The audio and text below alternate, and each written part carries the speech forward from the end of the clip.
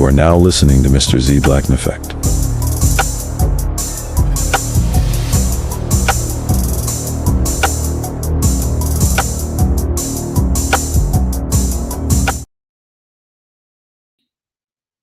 What's going on, y'all? What's going on? What's going on?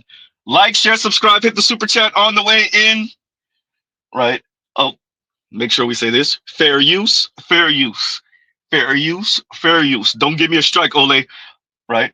Look, Mr. Z could not start the reckless stream when we were supposed to start the reckless stream. Y'all know how this goes. Um, and yes, it is a reckless streams. So there's that. We will be reviewing Ole's um Ole and friends about Rhoda. Um Rhoda is Miss Brickface Lady and her punishment, and I read through some of you guys' comments. Many of y'all couldn't make it. Um right? Of course y'all couldn't. And I understand, but we're going to start this off with what informs this, not necessarily holding black women. And I want to be very clear. Let's get this out the way first. Let's get this out the way first. Let's say this before we start anything. Let's preface everything with this. The major issue is not only that Rhoda lied, Miss Brickface, we're just gonna call her Brickface. Miss Brickface lied about the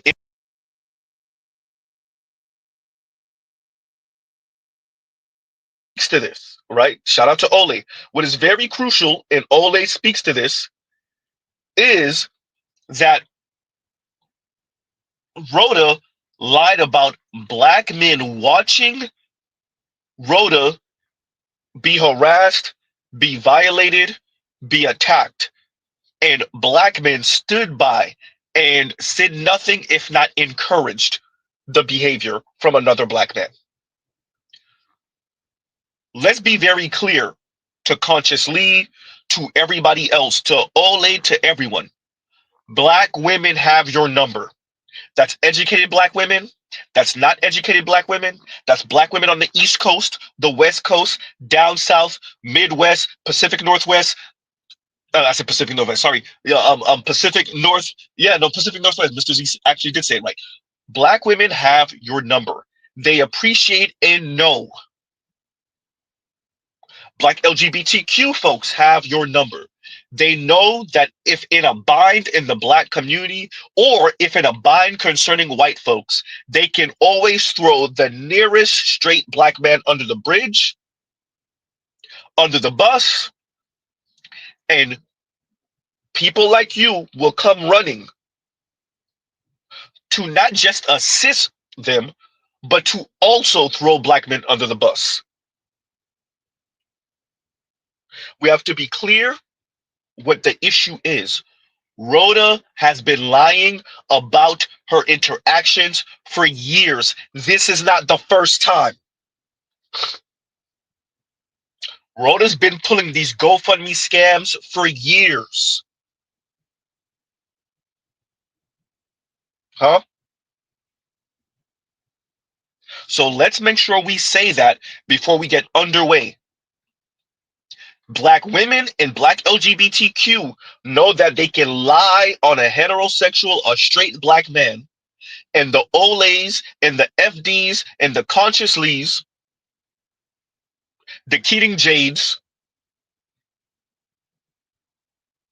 will not only defend them, but demand when those women are caught with their hands in the cookie jar, when they are caught lying, that the black man or black men that were accused of misbehavior, they shut up. Because other black men have harassed black women, and other black men have been violent towards black women, and other black men have been verbally abusive to black women. And so you're just going to have to deal with it. And that is the argument that was made on Ole's channel. That it doesn't matter that Ole lied. Because somewhere on planet Earth is a black man who has violated a black woman, you just shut up. That's not what we're saying. That is what you're saying. And at the foundation of the conversation is the black matriarchy. Oh boy, Z, you went all the way there with it? Oh yeah, Mr. Z went all the way there with it. And for a lot of, and you know, we are a matriarchal community, and I've said that before. And you have a lot of women in the sisterhood who say that we are a patriarchal community, and no, we're not. The vast majority of black people, myself included, was raised by a single mother. And that's the men and the women. We are matriarchal. If we were truly patriarchal, our communities would not be in this situation. And I'm going off on a tangent. The reason why the sisterhood doesn't like strong, masculine black men who are truly living in their masculinity is because black women would need accountability in order to fall under correction. I recently had someone coming at me. Yeah. But let's have Ole actually speak on what she sees the issue as being.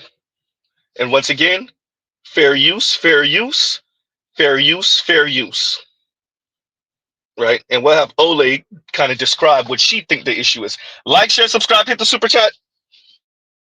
It's twofold and they converge. The thing that people are really upset about, the reason why there are men championing her getting this conviction and getting this result has nothing to do with the actual event or anything, and it has to do with how they were made to feel by the internet discourse. They are upset because the thing that they feel like she deserves to be held responsible for is creating a narrative that made black men look bad. That's what they feel like. The narrative, the conversation, the discourse that took place as a result of the video she made was that, oh, black men don't protect black women, and that, oh, black men have abused black women, right? That's the conversation that made them mad. Here's the thing about this.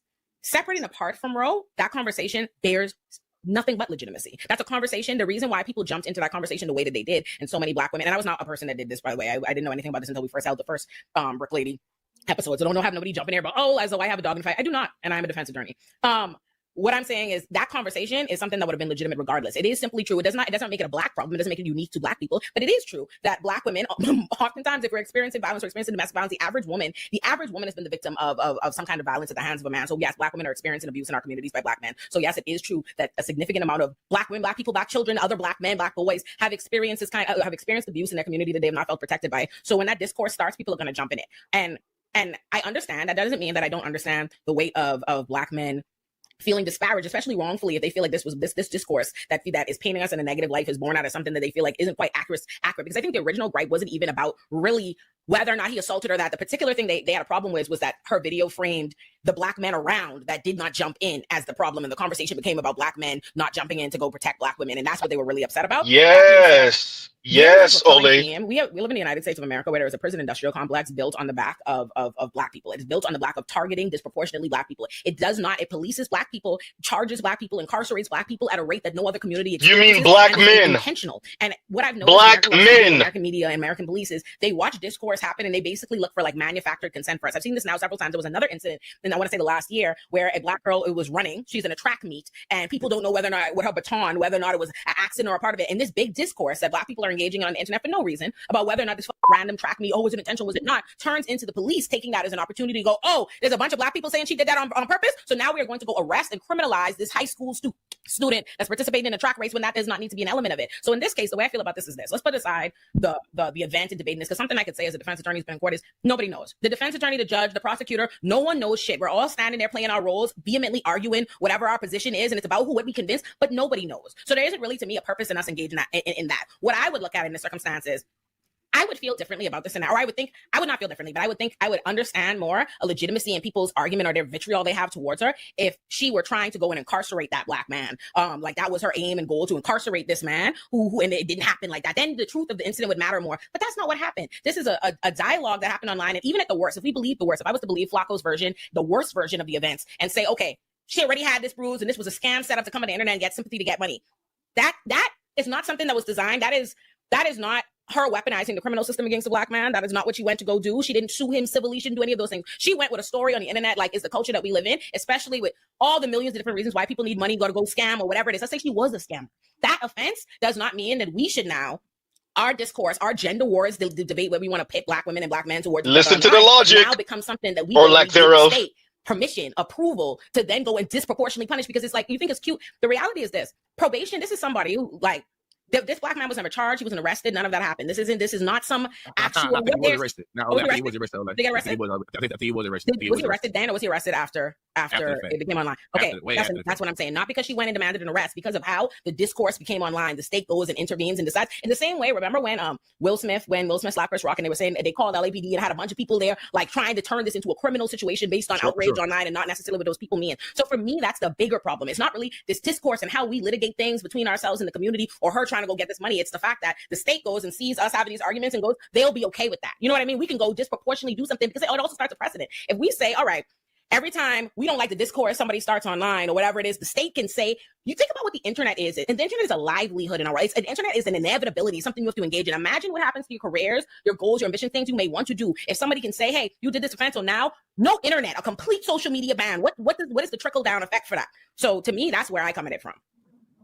Where I come at it from, I agree with everything. Yeah. So remember, y'all, Ole is a whole attorney. Number one. Number two. So let me get this right. When the young man was arrested, his name is Ola, by the way. So Ole is who I just played. Ola is the young man who was arrested over the Brickface situation. When he was arrested, Rhoda said nothing. Brickface said nothing. Black women cheered it on because that was the right thing to do, right? Now that everything has come out and we realize, not the black magistrate knew she was lying from the jump, but okay, fine. Now that everyone realized that she was lying about the entire incident, cut it out with when she was hit in the face with the water bottle. Average. Have y'all ever watched videos of this girl, of this young lady? Okay, fine. We'll pause right there. Now that it came out that she was lying, now it's, in other words, black men, you shouldn't be cheering this on. This should have been handled in the community or civilly, but it would have never been handled. Exhibit A, y'all on the panel, y'all would have did exactly what you're doing now, telling black men to shut up and deal with it, because somewhere on planet Earth is some black man harassing a black woman, assaulting a black woman. That's what it always comes down to. Hey, 99.99999% of the time, it's true that a black man has harassed a black woman or a black LGBTQ or a black child. So the 0.00000.1% of the time that we're not even going to admit that she lied. But if she lied, like the one time it does come out that a black woman lied on a black man and lied about everything and used ideas of black men harassing black women against everyone to get money and to potentially get him hemmed up, we're just gonna ignore it, because I mean, black men are a problem. Huh? Yikes. And yeah, I do have the video sped up, Indigo. Yeah, that video is definitely sped up, right? So let's be very clear once again. Let's go down the list, everyone. We're gonna go down the list. Black women are more educated than black men. Black women earn more than black men. We know that's a lot, but this is besides the point. We're just going to go down the list of the issues concerning black men, okay? According to the black community and black women and their anti-blackness that nobody ever want to address. Black women's anti-blackness concerning black men and the misandry in the black community. We ain't never going to address that, but okay, fine. So black women are more educated than black men. Black women earn more than black men. Black women are more moral than black men. Black women are wiser than black men. Black women are kinder than black men. Black women have a better sense of justice than black men. God damn. And black women don't lie on black men, don't weaponize the system against black men, don't weaponize the black community against black men, don't weaponize the children against black men, but black men do all of that. And the redeeming qualities of black men is maybe, possibly, maybe, and that's a strong ass maybe, maybe he has a big male member and the sex is good. Maybe. So whenever y'all hear black women speak, they don't use these words, but they frame it like they love black men anyway, right? Appreciate what informs that. What informs that we love black men anyway attitude is black men have no real redeeming qualities. Black men haven't turned the black community into Wakanda. Black men haven't built black women Wakanda. Black men haven't put black women on top of the beauty hierarchy. Black men are just insufferable all over. They are, everything about them is faulty, and they're liars and abusers. Jesus. Huh?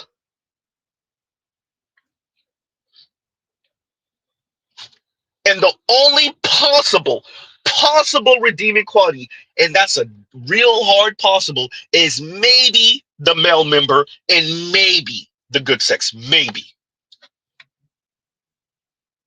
Oh boy. Oh boy. And you wonder what informs this opinion. What if black women were supposed to be the leaders and black men are just supposed to protect with their muscles and use their listening ears and carry out instructions?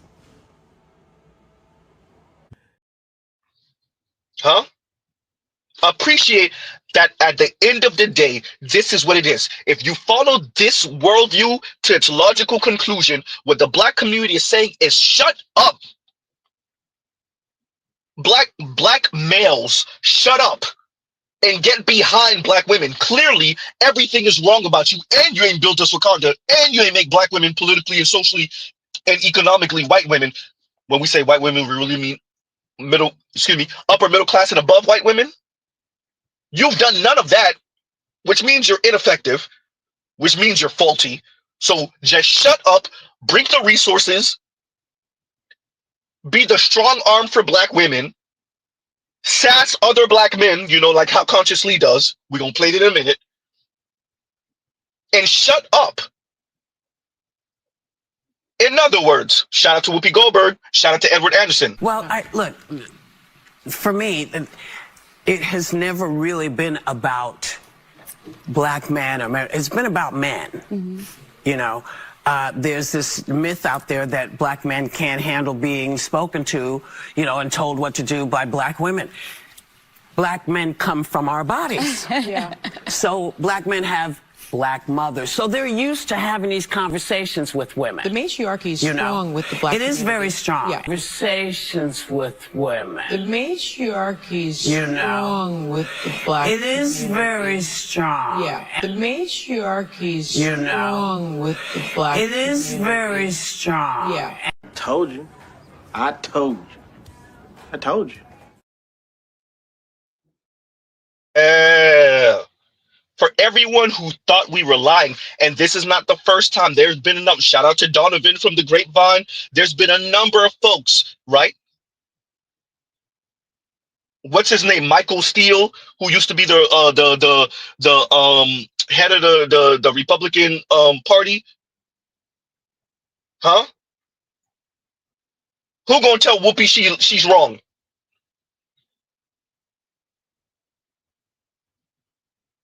Huh? All this is telling black men at the end of the day, shut up. We have a political pride. And if y'all remember, FD low-key said that. He didn't say on my channel. He said that on his channel. I don't remember if it was his main channel or B-sides. Essentially, black men, y'all in the way. We got a political project going and y'all in the way with this crap. Oh, you gotta love it. Huh? Yeah. Black men, I suggest we don't be in the way. Leave black women out there to be the sexual plaything for all men, white men, black men, Latino men, Asian men. They want their liberation, let them have it. And let them be out there munching on each other. We already know they are. Huh? We already know they are. 23% of young black women now identify as bisexual. Yeah, because y'all don't have a choice. Huh? Because y'all don't have a choice. Y'all say queer, we gonna make you mean that. Black men, I suggest we're not in the way. Leave black women to their own devices, and I mean that the way I'm sitting. Huh?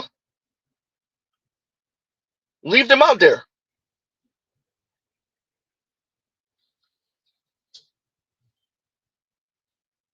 So y'all heard, black women will admit that the black community is a matriarchy, not the Kim Fosters, because Kim Foster's too smart. She knows what that means. The second we accept that the black community is a matriarchy, then how black men move makes perfect sense. We can't do it. Kim Foster's too smart. She won't say it. Ole's too smart. She won't say it. Huh?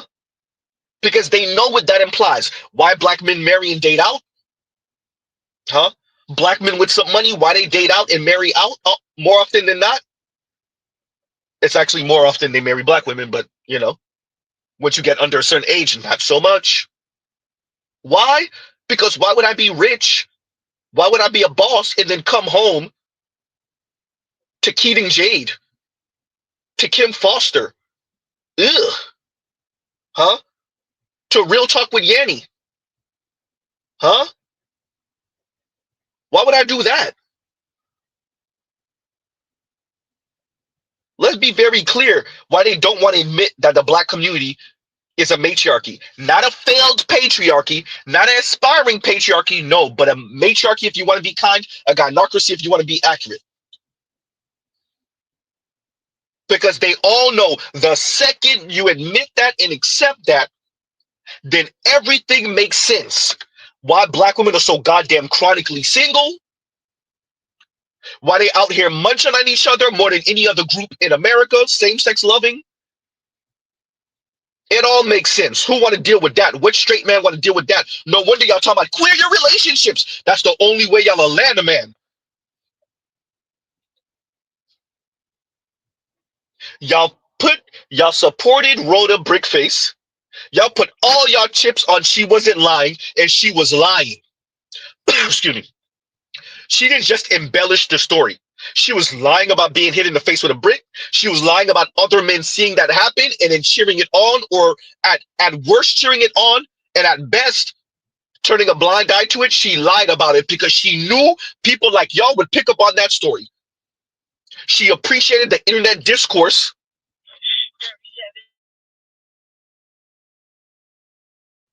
Huh? She appreciated the internet discourse, and she said what she knew she had to say.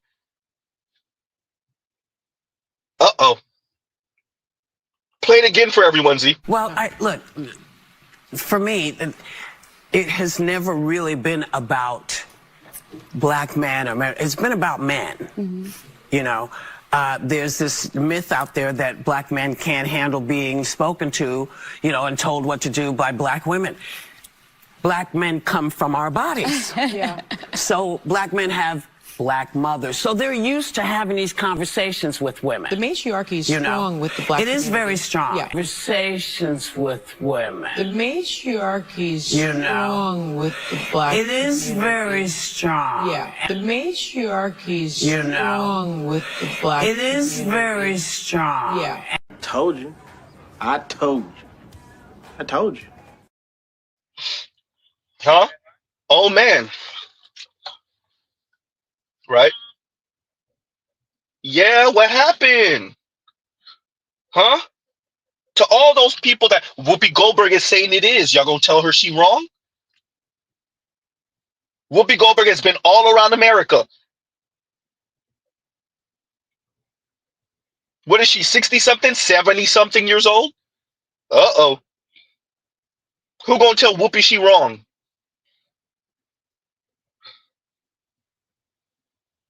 Whoopi know what it is. And Sunny Hostin knows what it is. And remember, Sunny Hostin's married to a Haitian man. Haitian descent man. Sunny Hostin know what this is too. Appreciate. Whoopi didn't say it initially. Sunny Hostin did.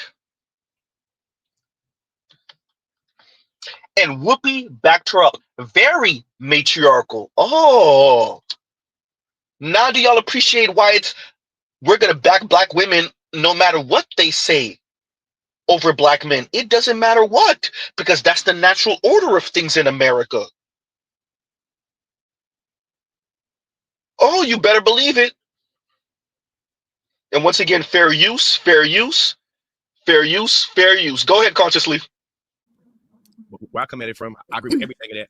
In addition, I would add is that right now, this is being sensationalized as an indictment towards believing women and as an indictment towards protecting women. So the overall discourse doesn't only become about what happened in this incident with the Greek lady Rhoda Osmond. It's now seen as was it Christina Shaheen consciously? This is why in the overall big picture, when we start talking about abuse towards women, we should always filter these hoes be lying, or always filter that we should not trust them. And I think that if we can't be real about that particularly, I think that is, to me.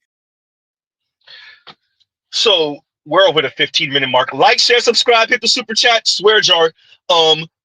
Yeah, no, you are right, consciously, and we're gonna play the rest of that.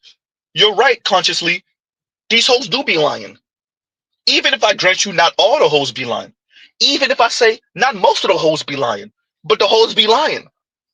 We're catching them more and more. The hoes be lying. Huh? Not only do the hoes be lying, the hoes be hiding money too. Shout out to BLM. As a matter of fact, not only that, the hoes be using the dead bodies of straight black men, the blood, lives, and memories, talk about BLM, the blood, lives, and memories of straight black men who were deleted by the state, who were deleted by white racist vigilantes. The hoes turn around and use that money for their own projects, their own side projects, maybe even LGBTQ projects. Yeah, the hoes be lying. You damn right, consciously, the hoes be lying. And y'all got caught with y'all hand in the cookie jar. Now y'all don't know what to do but to shame straight black men and to shutting up. Huh? Y'all don't know what to do except to shame black men into shutting up. I don't like the way this is framed because it frames it like the hoes be lying. Yeah, because the hoes be lying. Shout out to Vince. You damn right, Vince. It's not we scaring the hoes. Shout out to FD Signifier. No, the hoes are scaring the bros. Shout out to Munchkin. Oh, Nosy. As a man, if you don't have house court job, don't look for a woman with house court job. And for the men that complain about women that do that, look for a man that has all three and they don't have all three.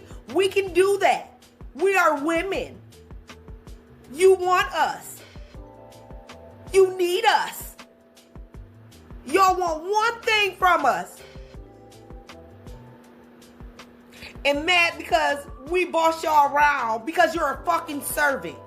You're a provider, right? You're a protector, right? You're a security guard and you're a goddamn assistant. Know your place. Stop being contradicting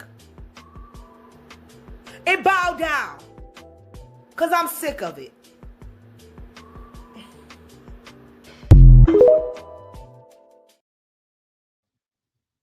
Huh? The beauty of what happened is that people pick sides, which really shouldn't be going on in the black community, but fine. People pick sides. Everybody saw what came out the wash. And then consciously, and Ole and the rest of the folks decided, okay, we got to go on a full-on shaming campaign. Well, what about this other situation? The same people that tell you don't pull the whataboutism. What about that situation and this situation? But we're talking about Ole. Excuse me, Ole's. My apologies. We're talking about Rhoda. We're speaking about Rhoda and the fact that she lied. We're speaking about a black woman who knew the playbook and who knew that if we just blame Jermaine, other black people, namely black women, but other black people, LGBTQ included, will jump on that train. Appreciate what Rhoda did. Rhoda lied about being hit in the face with a brick. With a brick. Rhoda then proceeds to add extra sauce to it and lie about a bunch of black men watching her be assaulted by a black man and turning a blind eye at best and encouraging him at worst.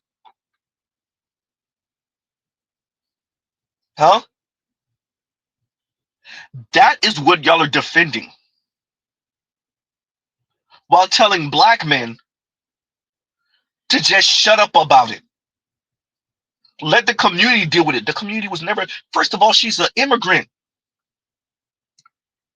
That's number one. Number two, the community wasn't going to deal with it by evidence of right now, even when y'all know she was lying. Here comes the whataboutisms. Here comes the state shouldn't be involved. And Mr. Z agrees. Actually, believe it or not, Mr. Z agrees that the state shouldn't be involved. But was Rhoda going to stop the state? Did she attempt to stop the state when the young man was arrested? When Ola was arrested, did she stop anything? No. Did she slow down? Did she? No. As a matter of fact, if y'all recall, she kept on saying there's nothing here. She kept on going at Daphne. If y'all recall, she kept on going at Daphne. She kept on her pivot no matter what. What you have to love about this is this stories like this, stories like Carly Russell, stories like Juicy Smoulier. It's painting a very clear picture. Excuse me. And what stank face excuse me. What stank face Keita Rose said, not Keita Rose, sorry Keita Rose, not right now. What stank face Keating Jade said, huh? We're gonna play it in a minute. What black women are saying, what black LGBTQ are saying, and what these kiss ass conscious leads are saying is black men, you have no defense. There is nothing. It don't matter if she hits you with a car. It don't matter if she starts the verbal assault first. We're saying you start the verbal assault. She strikes you physically, but you started the quote unquote attack first. Unless, of course, it's the other way around where she starts the verbal assault and you attack her. In other words, they're telling black men to always fight with your hand behind your back. Oh, wait, no, they're telling black men to never fight. Yeah, and I wonder why so many young black men, especially the ones under the age of 30, when they do get married, they're marrying more and more out of the black community. They're dating more and more out of the black community. More and more of them are moving away from black people, black women. I wonder why we telling these Negroes ain't no win. Not when you're around black women, ain't no win. Oh, man. But continuing, go ahead, consciously. Where I come at it from, I agree with everything of that. In addition, I would add is that right now, this is being sensationalized as an indictment towards believing women and as an indictment towards protecting women. So the overall discourse doesn't only become about what happened in this incident with the Brick lady, Rhoda Osmond. It's now seen as was it Christina, Shaheen, consciously? This is why in the overall big picture, when we start talking about abuse towards women, we should always filter these hoes be lying. Or always filter that we should not trust them. And I think that if we can't be real about they do be lying. That is, to me, that's my frustration with this. Especially they do lie on black men. So in this instance right now, we all can acknowledge that most people that believe Roe is a scamming B-I-T-C-H, they also believe the same thing for Cassie, also believe the same thing for Megan Thee Stallion. So that was, what do we do with the consistency of how evidence is you know what I'm saying, displaced? And right now we see like, y'all don't care about consistency. I don't think that people are leaning into this conversation in good faith because the stats are still here. All women you're not in good faith. They told the person, I told a man uniquely, I don't want to be with you. Oh no, I don't my number. Well, bitch, that's a reality. So now we're gaslighting people and saying, even though we know this is a prevalent reality of men while he engaging in the gaslight that reject their advance, we're going to sensationalize this instance where we believe this woman completely lied to indict the overall reality for how women particularly face violence when they reject a man. And to me, that's the part that's frustrating. Like, so we're going to deny this doesn't happen. Okay, sure, it didn't happen. What you say happened. Let's say that because I think Christina right now, what you said, Christina, made me think about this. She said that he asked for a number, or she said something, and he said no. The surveillance shows there was a verbal back and forth that happened. People are now saying that verbal altercation don't matter, but it could corroborate her story. Also, but it could corroborate her story. I want everyone, for some of you young brothers, for some of you folks that weren't here or that weren't paying attention to the story when this initially happened a couple years ago, I want you to appreciate this. First, congratulate yourself that you don't have brain rot on the internet and that you weren't following the story. So pat yourself on the back for that, number one. Number two, you don't have internet brain. Number two, consciously stood 10 toes down on supporting Rhoda no matter what. It wasn't until the very bitter end. It wasn't until there was so much evidence, the evidence was overwhelming, that he was grinding his teeth into dust. He still never apologized. What Consciously said thereabout was some iteration of, my bad for making some of y'all black men feel a certain way about not being believed when y'all come up with these stories and in other words, my apologies for not believing that maybe y'all could be on the wrong side of history or on the wrong side of our accusation. Never, I was wrong. Never sorry for that. Never wrote a lie. Never, none of that. Appreciate even with his half-ass not apology, he was grinding his teeth into dust. It was one of those "I'm sorry you feel that way" apologies, and it wasn't an apology. Not "I'm sorry I violated," not "my apologies I violated," not "my apologies I stepped on your shoe," not "my apologies that I believe the worst about you." None of that. No, "I'm sorry you felt that way." Half-ass not apology. Huh? Appreciate what you saw from Consciously is Consciously. This is Consciously all the time. These folks swear their allegiance to intersectionality, and nothing will break that ever. It don't matter what a black woman do. It don't matter what she say. She could stand over a black man, empty the clip on him, and said, "I'm doing it just because you're a black man." Period, point blank, ain't no other reason. And just empty the clip on him. And somewhere in the world would be unconsciously, they'll be like, "Well, you have to understand how black women feel. And how many times do we harass black women? And you got to understand that they just stand up with us. And I could understand why." It don't matter. Huh? Black men, I appreciate those of you that are SYSBM. I appreciate those of you who decide that you're going to be passport bros, because to be frank, if you don't get lucky and end up with a black woman in America that is not on this type of time, this type of mentality, this type of poison will destroy you.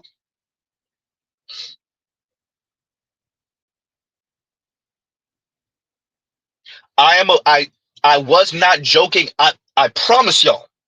My prediction, I'm not joking about it. Let's say it again slow. Black women will become the acolyte class, the Bryn Dark Coven class of Americans. Appreciate that. We're not even just talking about marriage. We know the marriage rate is declining. No, they will be in same-sex loving covens.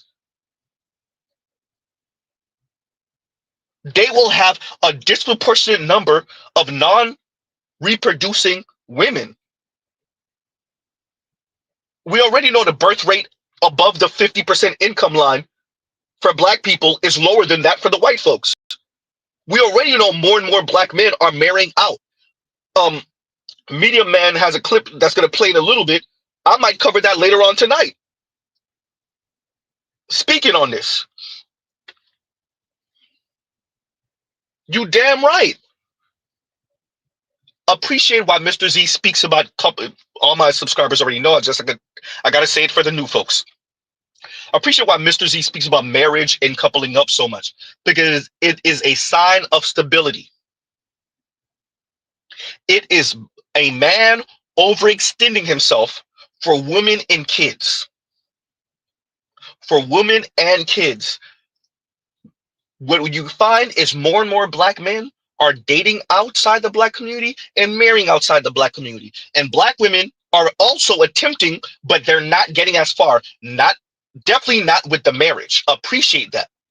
Some of them are having the mixed children, but they don't have the marriage from the white guy, from the Latino guy, or definitely not from the Asian guy, South or East Asian. What that means is a lack of stability.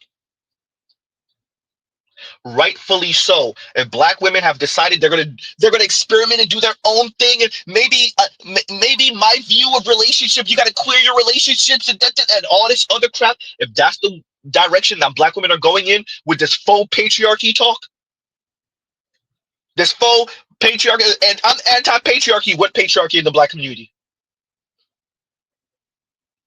If that's the direction that black women want to go in, then leave them out there for the queer white dudes. Leave them out there for other black women, because we know white women ain't really going. Latina women ain't going. We talking about same-sex loving women. They're not going.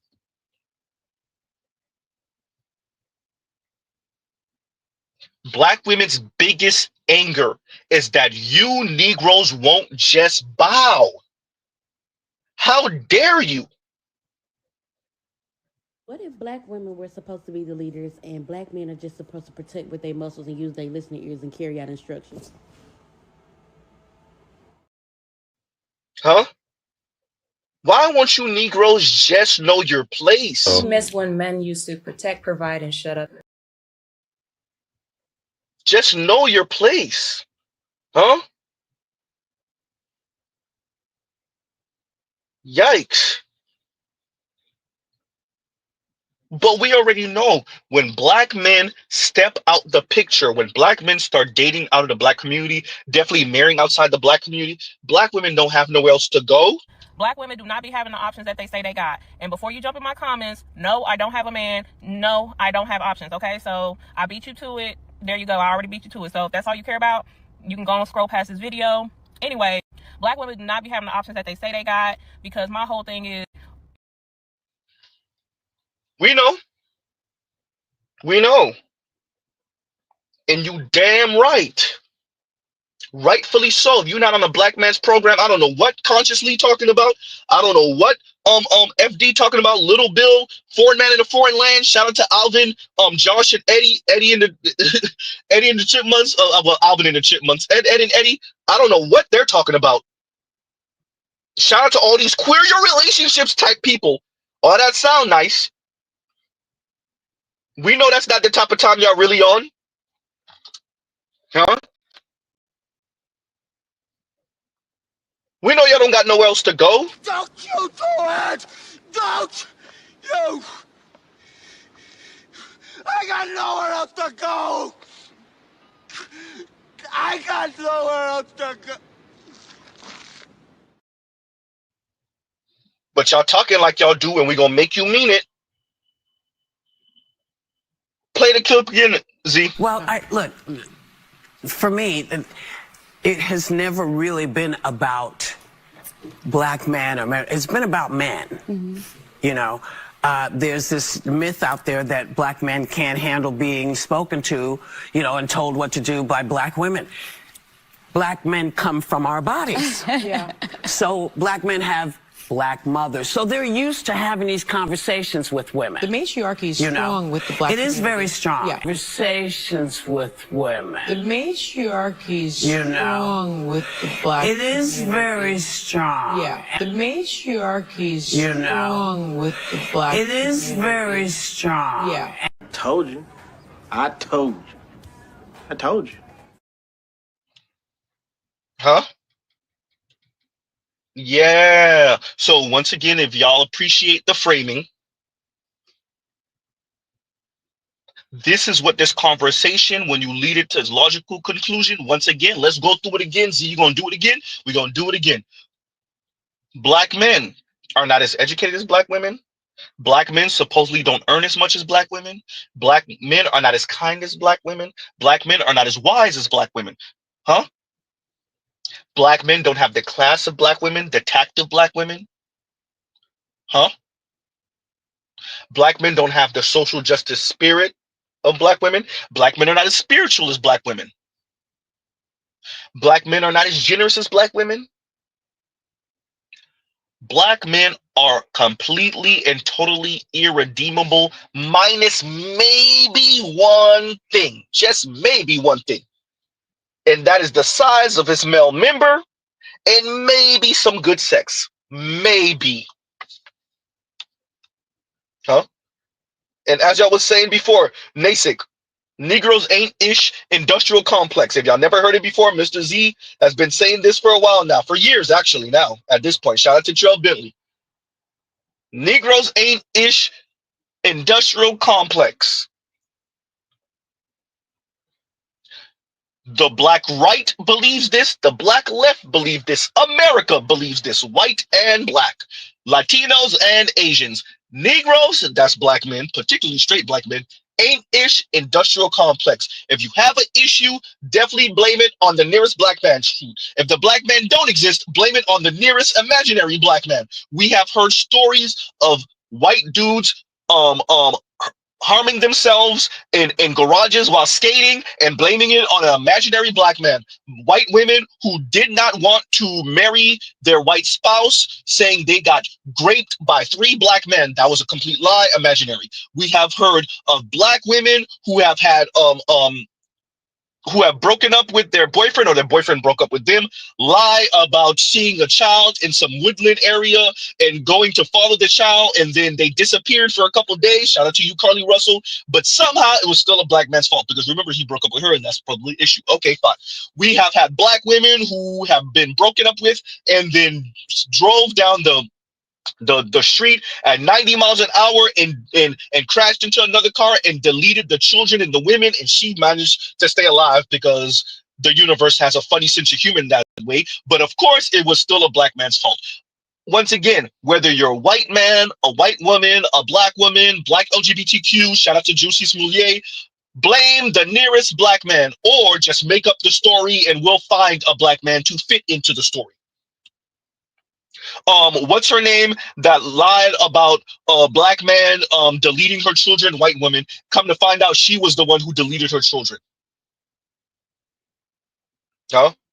Blame the nearest black man. In one of the most famous stories in American history, definitely for black America, Carolyn Bryant, blame the nearest black male, black boy, for whistling at you when he didn't do it and you lied about it. And it was one of the most pivotal stories and cases in American history. This story is as old as time. Huh? Blame the nearest black man. Everyone believes in it, including black women and black LGBTQ. Huh?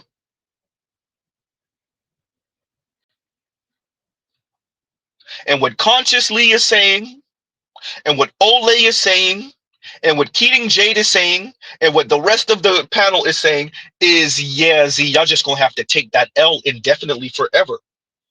And what black straight men are saying, watch this. How are we gonna take an L when we're not around you? We're gonna move into white neighborhoods. We're gonna date non-black women. We're gonna travel. We're gonna do passport bros. We're gonna leave you out there to deal with what you got to deal with in the elements with Nick Fuentes running around here. And let's be very clear, he's winning that civil war in the Republican Party. Oops. Let's be very clear. If y'all let Ezra Klein win the conversation on the quote unquote left, it's really Republican light, then guess what? We gonna move even further right, because all he's proposing is Bill Clinton's third way 2.0. That's your ass, black women. As black men marry and date out more. Because this case with Rhoda should not be up for debate, but guess what? We're debating it. Oh, wait, Z, you still said that wrong. It's not a debate. Consciously and Ole and the rest of them already came to their decision. Black men are still the problem. Once again, blame Jermaine. There is no debate. Why can't you Negroes just shut the hell up? Huh? Yikes. Huh? Once again. Well, look, for me, it has never really been about black man or man. It's been about men. Mm-hmm. You know, there's this myth out there that black men can't handle being spoken to, you know, and told what to do by black women. Black men come from our bodies. Yeah.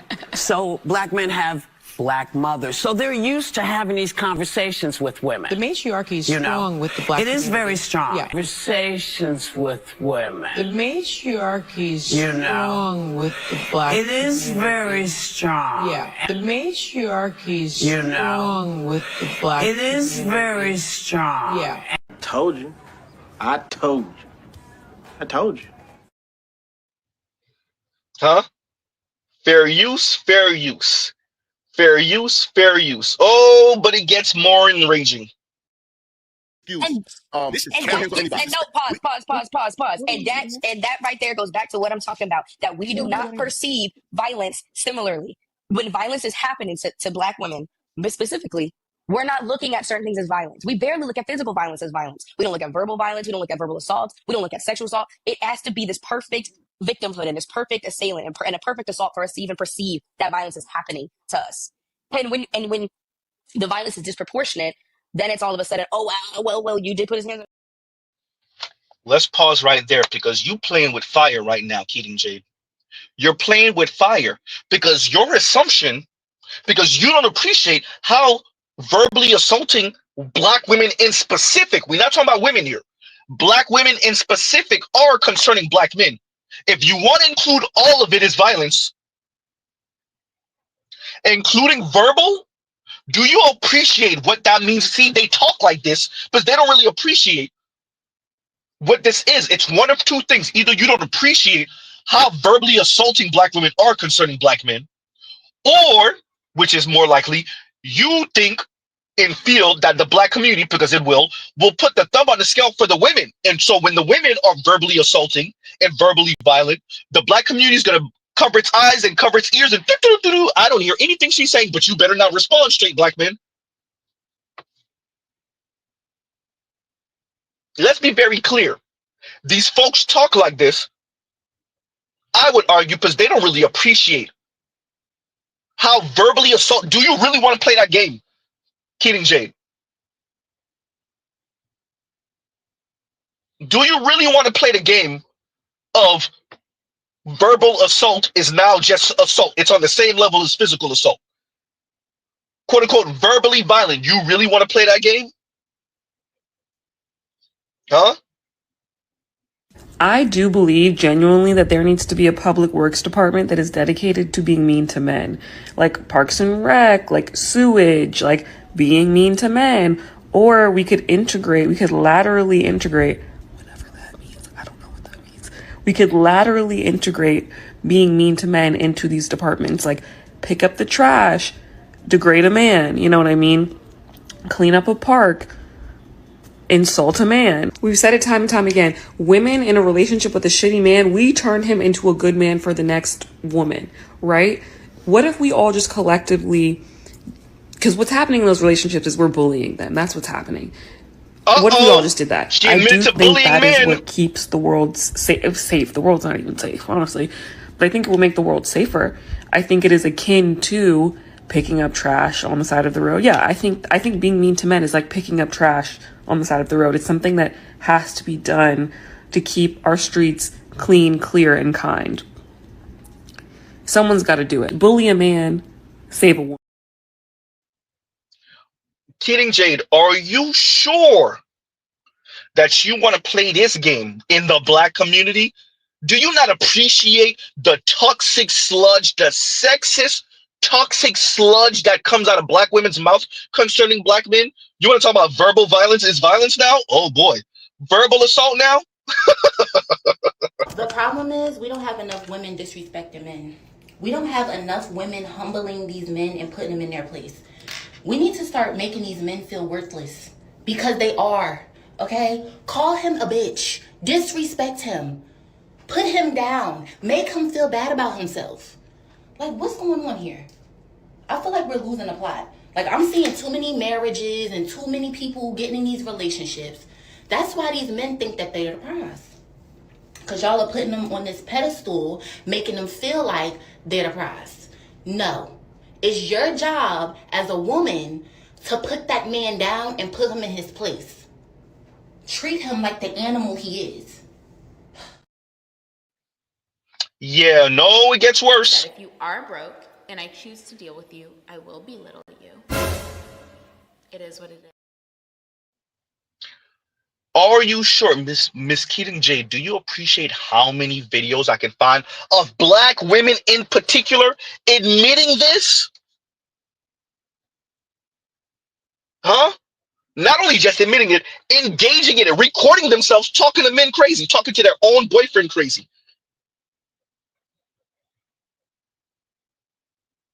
Huh?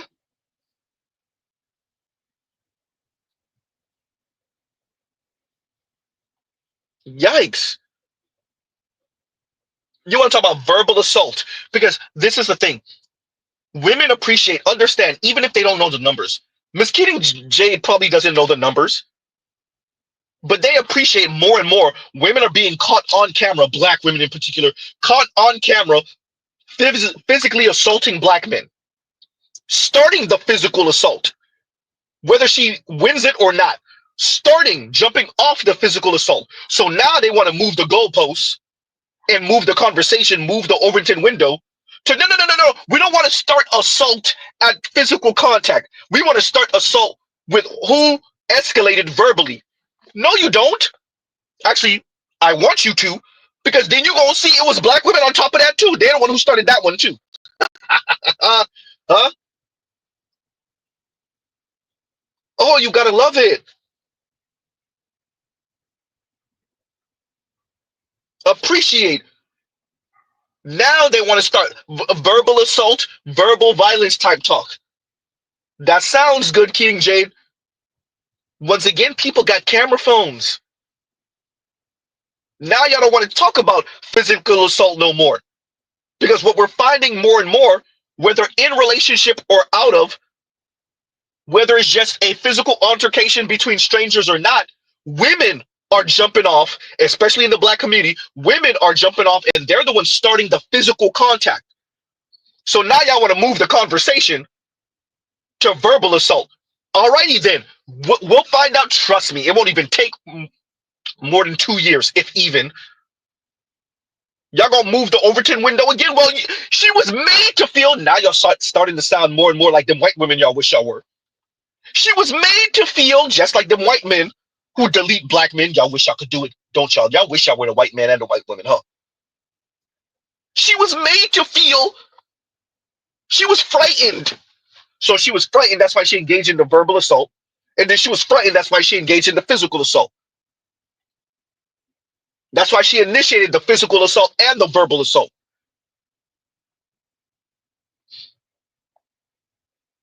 I love it.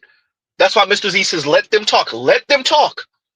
Now they want to move the Overton window because too many women, black women, are being caught on camera initiating the physical contact, initiating the physical assault. Now they say, no. Okay, who escalated first verbally? Who started insulting who first? Y'all really want to go there? I'm telling y'all now, they gonna move that Overton window again. Don't worry, people got phones. Look, there's cameras all over the place. What you're gonna see soon, we already see it. What you're going to see soon are tensions getting high. Black women initiate the verbal assault and the insulting. The black man is wittier than her, funnier than her, and she's the one who started off with the physical assault. And when there's a big case again, the Keating Jades of the world, and it may not be literally her, but someone along her ideological line, will then move the Overton window again and start talking to. She was made to feel. You gotta love it. You gotta love it. Once again, fair use, fair use, fair use, fair use. And no, pause. And that right there goes back to what I'm talking about. That we do not perceive violence similarly.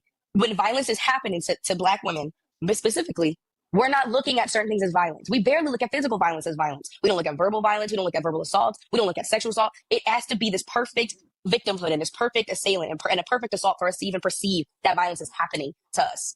And when the violence is disproportionate, then it's all of a sudden, oh wow, well, you did put his hands on her. Okay, and then if you called her a bitch and said "fuck you," I'll fuck you up, da da da, whoop you, but she mushes his face. Is that not? But it's not just words. No adult should put their hands on somebody because of words. It's not just words, because I'll use my lived example is that when I had a whole bunch of for 4 days calling me all types of slurs, and I called them bullet bags back. All of a sudden, oh Christina, you're using really violent words. Well, these call me faggot. They called me bed wench. They could say my pussy was ran through. They're gonna have to bleep a lot of this, but because they're gonna, oh damn, they said I was in his car. And I saw it in real time. I wasn't aware. I saw that in real time. I saw it in real time too.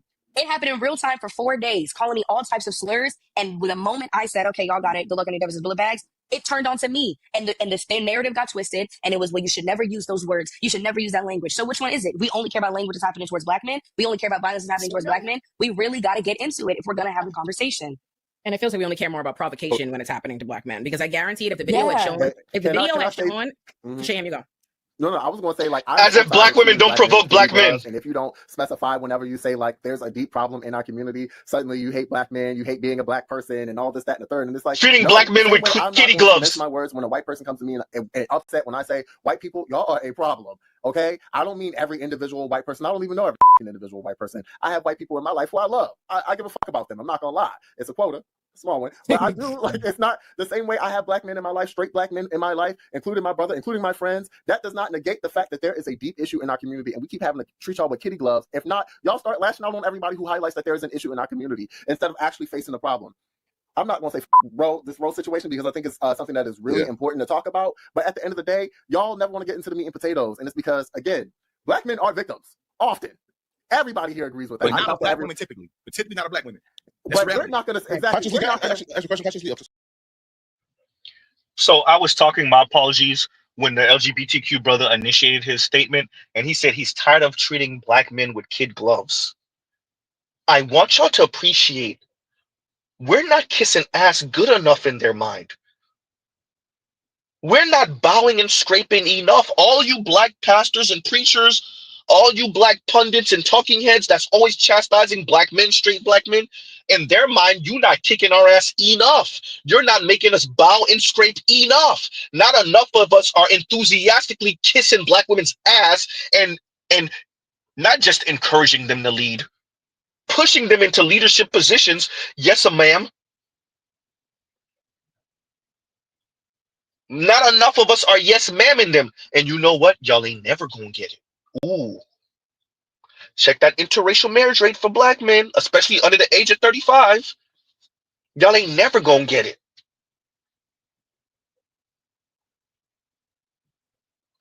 Tired of playing kid gloves with black men. You imagine black straight men living in America, and a black man, yes, he's LGBTQ, but a black man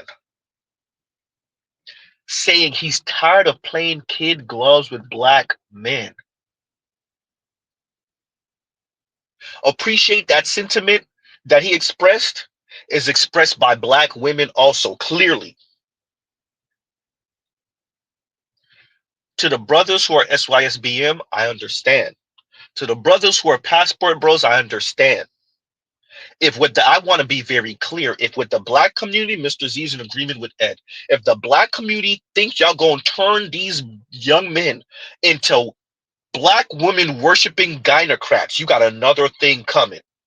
Black straight men are gonna leave black women out there for the handful of conscious lees and FD signifiers. Y'all gonna have y'all polycule situation going on, y'all beehive, whatever the hell going on. Y'all cold munching coven going on with maybe 1 or 2 bed bucks.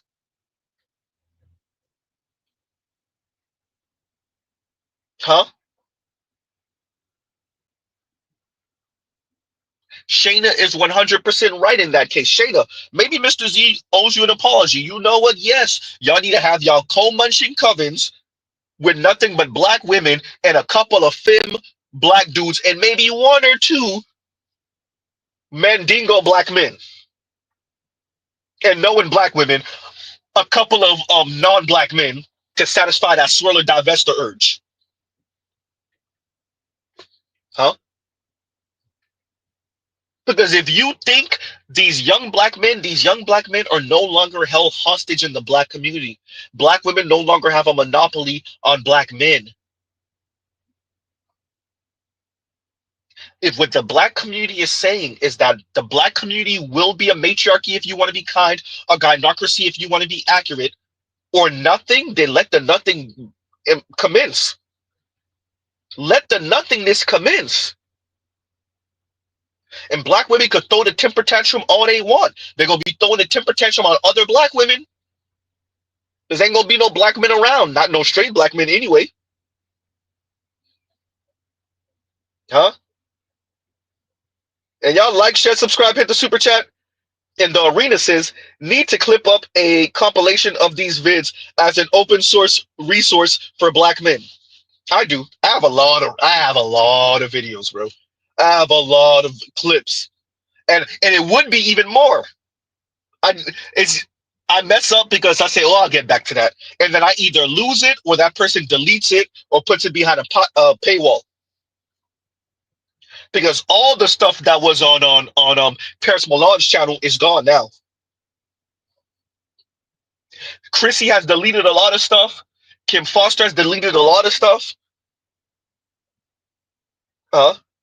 Cynthia's old channel is defunct.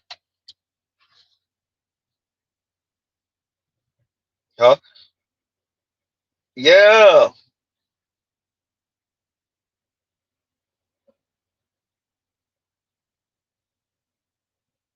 Oh yeah, and Gil Gabby says, and battery supply. Oh yeah, they're gonna need the batteries for the Rose toys. You better believe they're gonna need the battery for the Rose toys. Rightfully so. What else? What else? Annoying asses. That LGBTQ brother said, tired of playing with kid gloves concerning black men. And we know he means straight black men. Brother, don't worry. You gonna have all excuse me, you gonna have black women to yourself in a minute. You and other LGBTQ black men, y'all gonna have black women to yourself in a minute. And we know y'all gonna be doing your thing. We know it's gonna be a whole lot of bisexuality over there. Ooh, the DV rate for bisexuals. Ooh. Yikes. We know. Huh?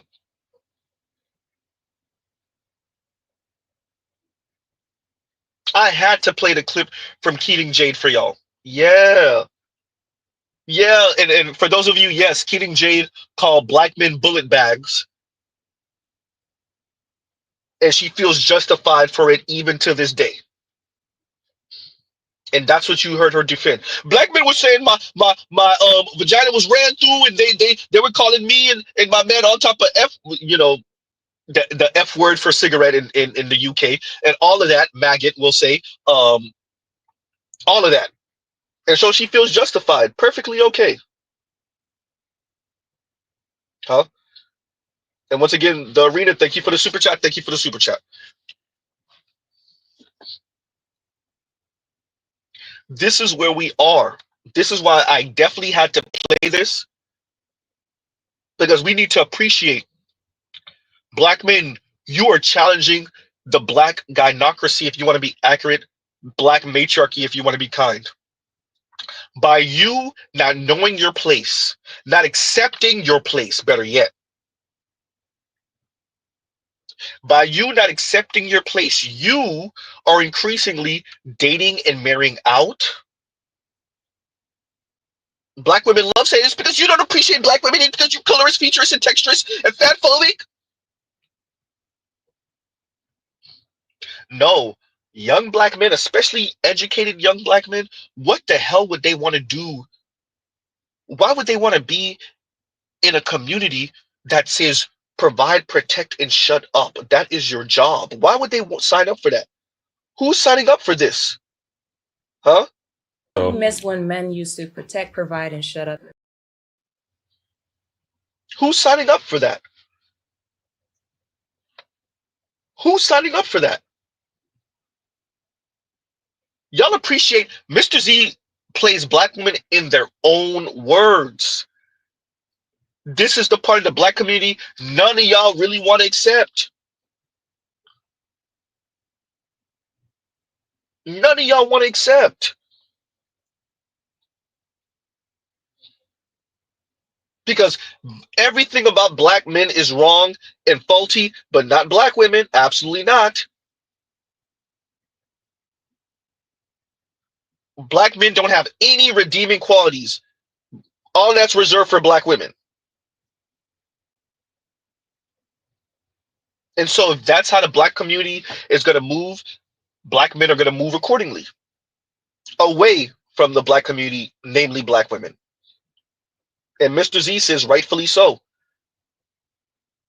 Y'all could cut it out with the aspiring patriarchy talking patriarchal, and because we have way too many people being honest about what the black community is. And for a lot of, and you know, we are a matriarchal community, and I've said that before.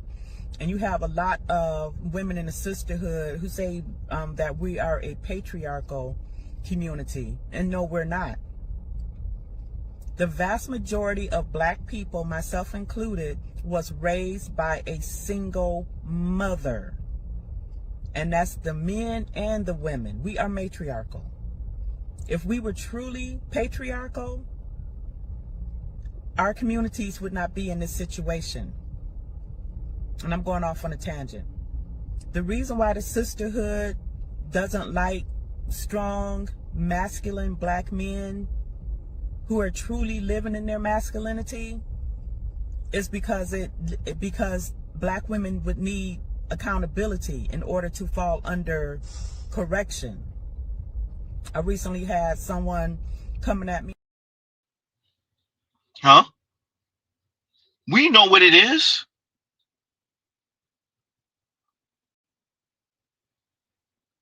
Black men not going. We're not. Either black women are on black men's program, or black women are left out there in the elements to deal with what they got to deal with. Deal with Nick Fuentes, huh? Deal with the Karens. Deal with that. Deal with Nick Fuentes. Deal with the Karens. Right? And so be it. Whatever white man want to pogo stick up and down your esophagus and then toss you when he done, shrugs.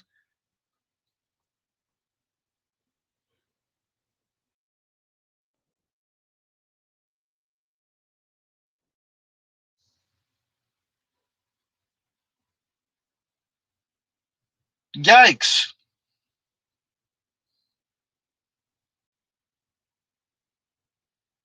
We know what this is. Y'all not going look, y'all are not going to get, especially young black men, y'all not gonna get them to bow. It's just not gonna happen. Somebody send me the clip of all those college black women complaining about, and I want to say it was probably somewhere in California, but all those college black women complaining that the black men are walking around here with white women and it's disgusting.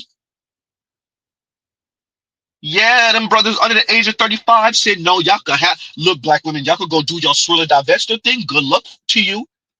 Go do your swirler divester thing. Go do your same-sex loving thing. Go queer your relationships with white men. Go queer your relationships with other black women. But queering your relationship with black men, no. Shout out to the young brothers. Black women, if y'all not getting in the street brawl with other black women with this rhetoric, then we leaving y'all out there. Sorry to you. Yeah, it may not be your fault. You only 20 years old. You only 21 years old. But your older cousin who's 32 and 35, you're not telling her to shut the hell up. And because you're not telling her to shut the hell up and she's messing up your chances, we're going to leave you out here to go end up being the toy, the little sexual plaything for them white boys on campus. And for other black women, have fun. For the Latinos on campus, have fun. We all know how that's going to end up. Huh? It's sad because those young sisters, they didn't do anything to deserve this. But unless they telling their 28-year-old and 32 and 35-year-old cousins to shut the hell up, unless they start making videos telling other black women to telling Keating Jade, you know what they say, you can't advocate that way, so I won't say it. But telling Keating Jade to shut the hell up, unless y'all doing that, then you get what you get. If y'all want to swear your allegiance to the sisterhood by being quiet, then so be it. Huh? Then so be it. Maybe when y'all in y'all 30s and y'all can't take it no more, y'all start sounding like this. We already know. Okay, I have one more thought that I have to get up as the sun is rising. Okay. Sometimes we lie to ourselves. And I've been doing that for quite some time now. And I am 32 this year. And it's almost the end of the year, so I'll be 33. And I'm just not about to go into 33 lying. So I'm going to be one of the first hard up type of women to admit that I want a man. I may actually need a man. That feels so disempowering sometimes to say in 2025. And people make you feel like, oh, you're weak. It's like, fuck it. I want a man. I don't necessarily... Yes. Yeah. Look, young ladies, this will be you in a decade or so. Yeah, Saint Cyr disempowering, because she's not talking to black men. She's not talking to men. She's not talking to black men. She's talking to the women who say decenter men, decenter black men in specific. Huh? Appreciate. These women are lonely. They're horny. They're sad. They're depressed. They need someone to help them. They want somebody to rely on. They want somebody to lean on. And they're tired of the lean on your girlfriend rhetoric, lean on your homegirls rhetoric, decenter men rhetoric. So, quite frankly, these women are conflicted. Mr. Z says it's not good enough to be conflicted for Z. Either you on my program and you riding with me, or you will be left out there. Maybe your loneliness and your horniness and you not wanting to be on a black man's program, maybe eventually you just submit yourself to one of the local white pookies out there. Go have your mixed babies from the white pookie. Huh? Or you engage in same-sex loving relationship with a black woman. Shout out to DV rates, high DV rates and poverty. Damn, Z, that's how you sounding this morning? If you're not on a black man's program, you get what you get out there in the elements. Whether it's burning hot outside, whether it's freezing cold outside, whether it's windy outside, raining outside, snowing outside, huh? Flood outside, hurricane outside. You get what you get in the elements. You run into racist white men that just want to get his pecker wet from a chocolate something with a bubble, so be it. The colorist racist Latinos, so be it. Huh? Habib's son, who gonna knock you up and then disappear, so be it. Another black woman who gonna be jealous when you look one way or the other way, and then y'all engaging in DV combat in that apartment, so be it. You get what you get in the elements. If you're not on a black man's program, you get what you get in the elements. And then you could listen to Keating Jade and feel better about your situation. Listening to Kim Foster or listening to Keating Jade, listening to Chrissy. Huh? They'll make you feel better about being single. This is what I tell average looking and below average looking women. If you can't date up, be alone. Life is easier that way. And I know that's controversial. I don't care. I don't care. If you're not on the black man's program, you get what you get. Huh?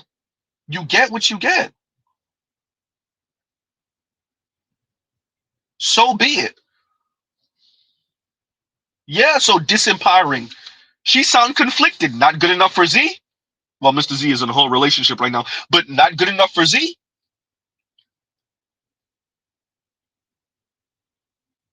Huh? From Africa I came, says eat, pray, munch. You hear me? To all the black women, you sound you sound conflicted. To black women like her, you sound conflicted. So hopefully you could look at the pictures that Miss Foster has when she's in Bali with her man, and you could live vicariously through Miss Foster, who talk crap about black men, speak like she's above it, like she doesn't engage in that crap, and then she's traveling and enjoying her life and making hundreds of thousands of dollars a year and going to Bali with her man. Maybe you can live vicariously through her. Maybe you can live vicariously through Chrissy, better yet. Out here getting pogo sticked in by white dudes. Huh? You can live vicariously through Real Talk with Yanni and her luxury condo. And the Arena Revise says, and thank you for the super chat. Like, share, subscribe, hit the super chat. The Arena Revise says, let's not start on proxy violence, bro. The lady spoke like black women don't exactly what you're saying, don't engage in proxy violence and don't send other people on send-off missions. Didn't we just see that? What was the name of the football player that the young lady sent her brother in them to go do something to him? Huh? This idea that black women are infallible in relationship to black men. No, that's not what we're saying, Z, but that is what you're saying effectively. That is what you're saying. Whenever black women are caught with their hand in the cookie jar, lying on a black man, lying on black men, embellishing a story to put black men or to throw black men under the bus, if y'all continue to move the Overton window, whenever that happens, that is what you're saying. You're saying that black women are infallible in relationship to black men. And that's black men's fault. And so more and more of your sons said, I bet. Y'all already hear black women complaining that black men are ignoring them. It's not only that you're dating non-black women, it's that when y'all see me, y'all look away. We got the clips of black women saying that. We have the clips of black women saying, hey, I was at the barbershop and this young black man talking about his white fiance and how, he loves his family, but when he's with his white fiance and her family, he has peace. We got black women feeling on type of way. You damn right.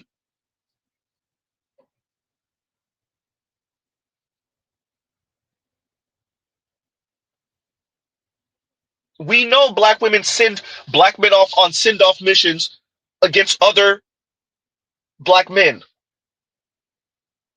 We got them low-key admitting it. What if black women were supposed to be the leaders and black men are just supposed to protect with their muscles and use their listening ears and carry out instructions? Protect with their muscles, use their listening ears, and carry out instructions. What about if black men were supposed to protect with their muscles, use their listening ears, and carry out instruction? You're a guard dog. That's what she's saying. I miss when men used to protect, provide, and shut up. Protect, provide, and shut up. You're a guard dog and a walking ATM machine. So as the Arena Revise says, let's not talk on proxy violence. Let's not start on proxy violence. Exactly. Huh? And black men are going to leave y'all out here for Nick Fuentes and whenever his white friends, his ilk want to do with y'all, oh well. Patriarchal forces, white men in particular, powerful white men, are punishing black women for radicalizing white women. because we were the face of Black Lives Matter, because we were the face of DEI, because we were the face of the social justice reading groups, because we wrote the books, because we were the pundits and the commentators on news media, et cetera, et cetera, et cetera, I think that they blame Black women for radicalizing white women. I don't get the sense that there is as much a hit list for Black women like there are for like political enemies, so much as there is just a sort of diffuse, massive disdain for Black women, and whatever Black woman bubbles up in any particular moment can become the target, can become the vehicle for sort of white rage. Now,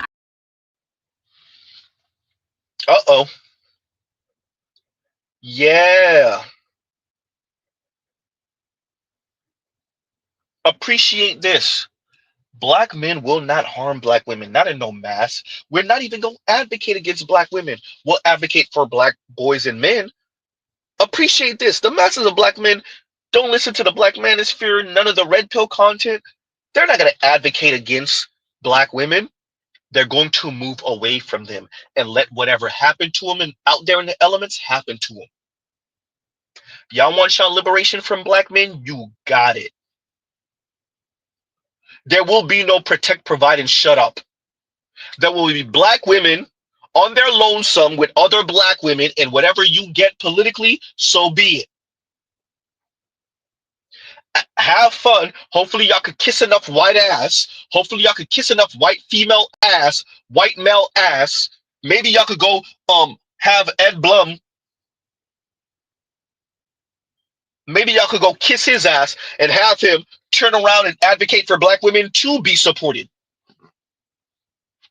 to be funded. Maybe y'all could go kiss Melinda Gates or Mackenzie Bezos' ass. Oh, wait a minute. She's already spreading money all across HBCUs. You right.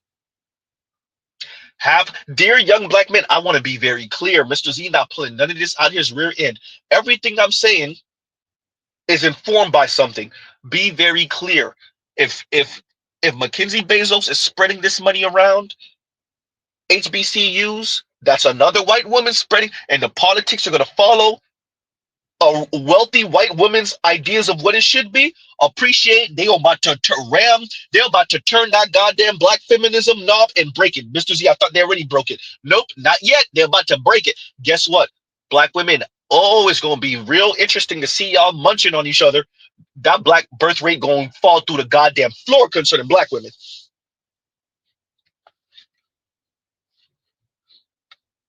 Huh? And that poverty rate, because the Black community can only have so many Kim Fosters. There's only so many Kim Fosters y'all can have. Huh? Have fun.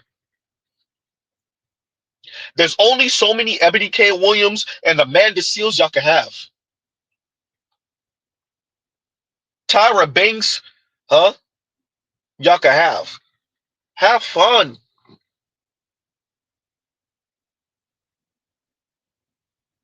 The Kiki Palmers, the Oprahs, have fun. Huh? Terry McMillans, Gayle Kings. Not Gayle King, she was married to a Black man at one point. Okay, right. There's only so many of that to go around. Have fun. Once again, your average Black woman will be super struggling. And they will be living vicariously. They will be encouraged to live vicariously through whatever modern day Oprah there will be. The Kim Foster and her ilk. Olay and her ilk. Oh, you better believe it. Huh?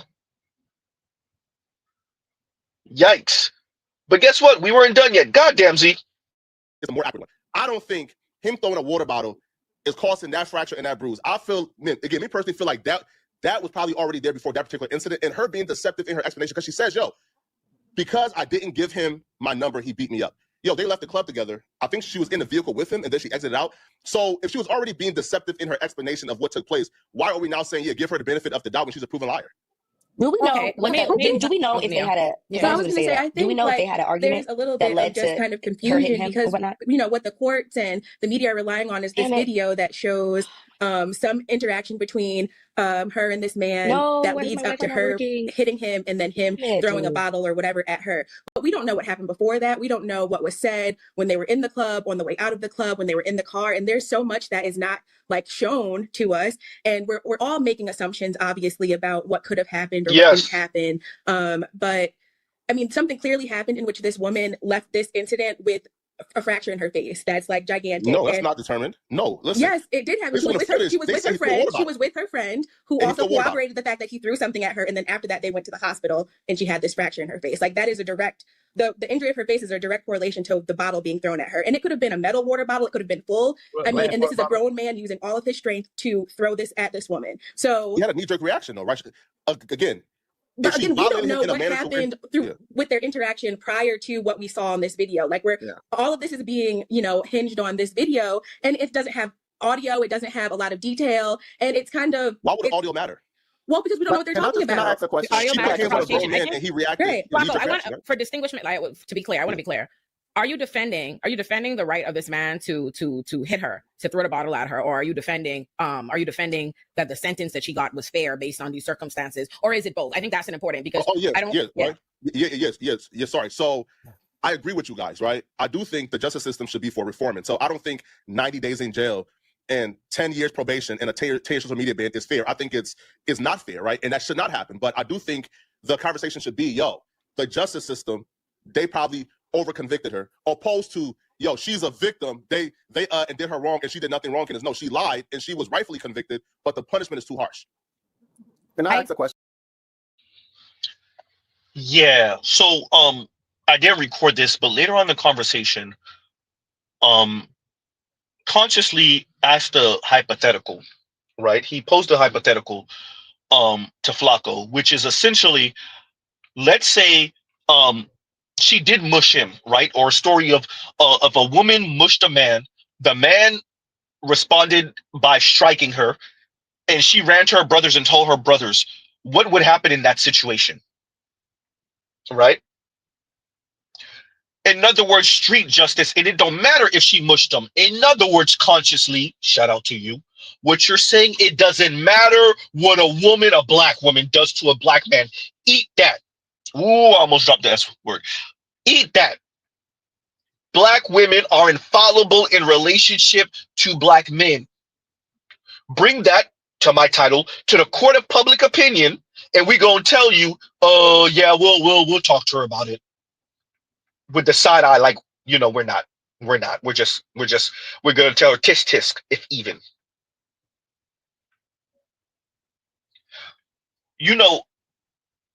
The beauty of these situations in these cases is as the birth rate plummets to the floor for black people, as black women find themselves more and more kinless. Ooh, Z. Ooh.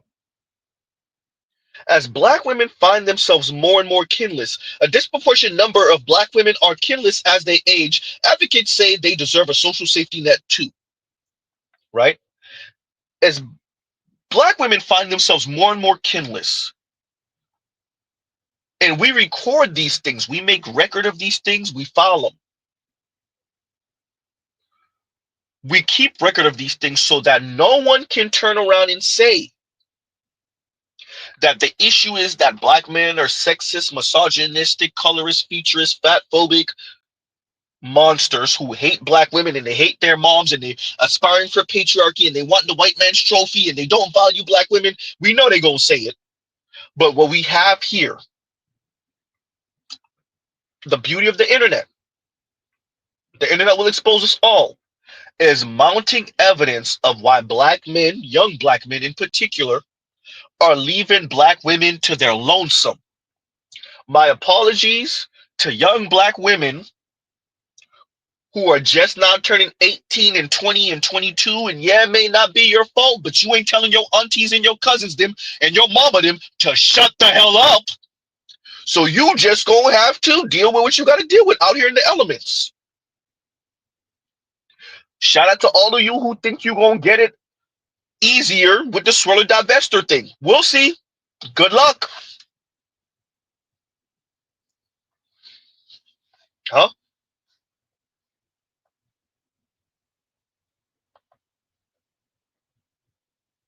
Good luck. There will be no black matriarchy, black gynocracy. It's just gonna be the black coal-munching coven. The black group of women over there in the struggle with a bunch of coal-munching women and a bunch of non-reproducing women. Occasionally, there'll be some man, white, black, Latino, Asian, or otherwise, that go in there, pipe one or two women, and get the hell out, run for his life. There'll be black LGBTQ men in there, and a crap ton of black women.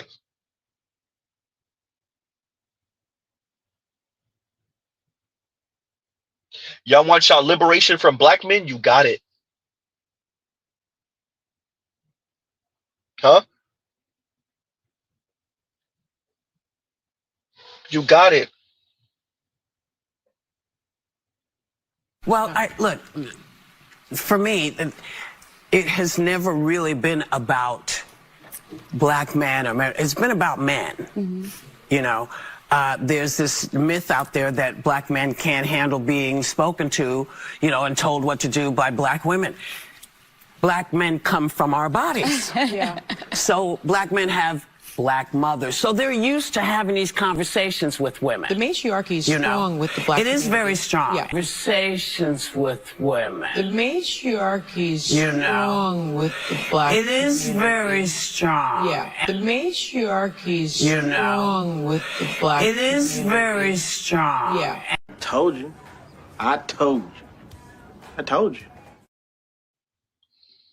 Huh? How they gonna be advocating, Z? How are black women? Shout out to all you young black women. We know y'all gonna be in the struggle. Y'all gonna be lonely as hell. And what y'all gonna be saying to other black women? And it's still not enough. I am tired of the amount of gaslighting us single people have to go through. Because let's be honest, a lot of the things that our friends in relationships can get for free, we have to pay for. And there's no amount of self-love or therapy that can kind of circumvent the frustration that being single is very expensive. Because if, an example, I am sick, I don't have anyone who can cook for me. My friend can ask her boyfriend to cook for her. I have to DoorDash something. If I need help moving something in my house, I need to go find someone and pay that person to come over and move it. Well, my friend can just ask her partner. And all those things just add up. If you lose your job, you have someone who can help you with rent. If you are having like financial trouble or health trouble, you now need to like disclose that to your family or friends, which might be embarrassing, or you can tell your one husband or your wife to help you through that. It is so frustrating to have to go through so many things alone and make these really big decisions, hard decisions completely by myself. I have my friends, I have my family, I love them, I can lean on them, but maybe I don't want to tell them all about my finances. Maybe I don't want to have to over-explain my entire health condition to them. Maybe I just need someone to help me with a real quick task that I don't want to have to pay someone or wait for someone to drive across town to come help me. And it is so frustrating because we're told that, being single is great. And it's really great when compared to an unhealthy relationship. But being single is not always better than having a healthy relationship. Don't get me wrong, I am not going to go hop into a relationship with a man just so I can have someone. But I do think we need to be honest that being single, while it can be really great, is also very impractical sometimes.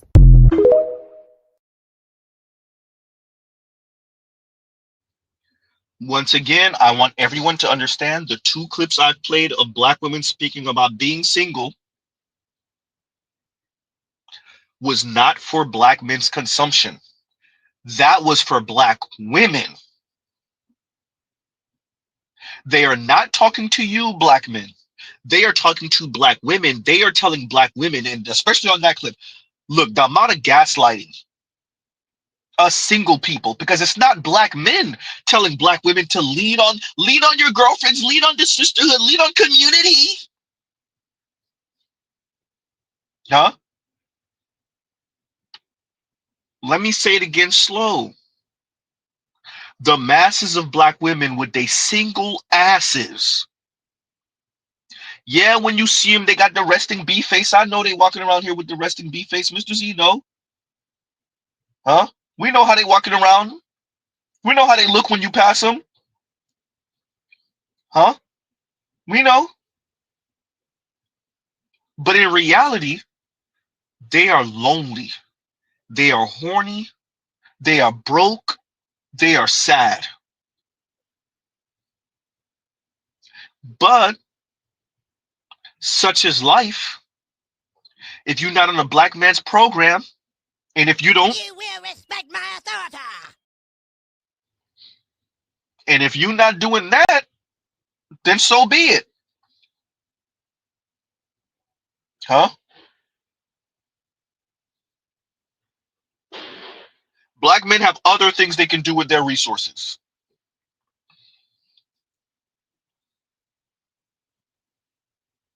You will be left out here in the elements.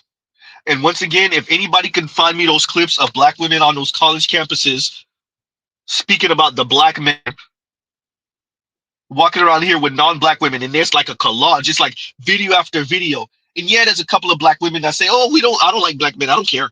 But more and more is young black women. Yeah.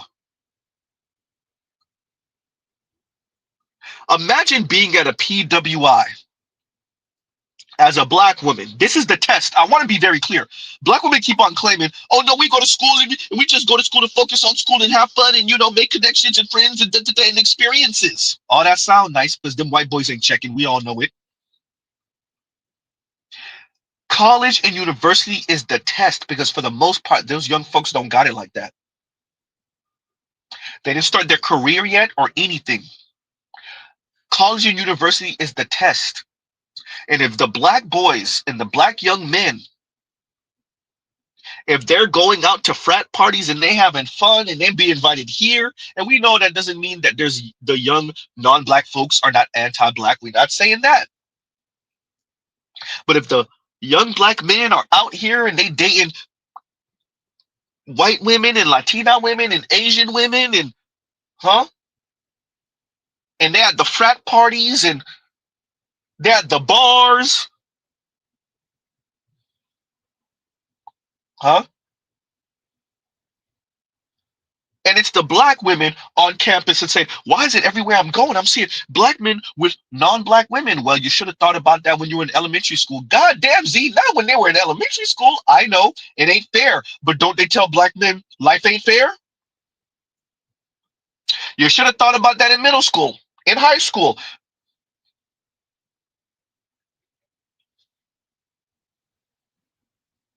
Uh-oh. Now that y'all are adults, I mean, dear black women, you're not, just like black men are not held hostage by you, you're not held hostage by black men either. Go make it work with the non-black men on college campus, on the HBCU campus. I said HBCU. Yeah, on the HBCU campuses also. But yes, the PWI campuses, go make it work with the white dudes or the Latinos, the Asian guys. Have fun on that one. Huh? Yeah, it's not fair. But when you go back home,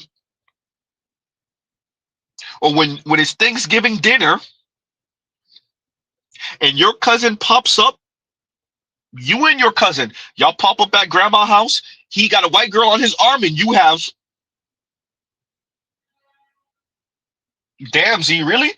When he pops up with the Latina on his arm, and you got, oh, well, damn. And your girl cousin is whispering in your ear and they talking all type of crap, do you tell her to shut the hell up and you understand why? No, you don't. Black women, you got choices and options too. You could end up with the non-black dudes. Good luck. Mario, Jorge, Cartwright, Shane Sung. We got a thrift store of leftover bitches. They're leftover because apparently it ain't enough niggas is worth a damn. Whatever. Point is, they left over. We need you to come pick them up. No instruction manual. Figure it out. Sprinkle some white ice on it. Maybe, I've heard the white ice is colder. Sprinkle some white ice on it. It goes with everything. If you come within the next 24 hours, we'll give you a complimentary book on how to date black women for white men. That's a $4 value. Huh? Shout out to Edward Anderson. We know. Huh? Black women, look, you're not held hostage by black men. Go taste the rainbow, literally. Ooh, goddamn, Z. You're not held hostage by black men. Go taste the rainbow or go do your same-sex loving thing. If you're not on a black man's program, if y'all out here not telling Keating J to shut the hell up, if y'all not telling consciously, yeah, brother, thank you very much for your support, but we don't need it. You're actually making things more difficult for us concerning black men. If y'all not telling consciously to shut the hell up, if y'all are basking and enjoying his kiss assery, damn Z, that's not a word, I know.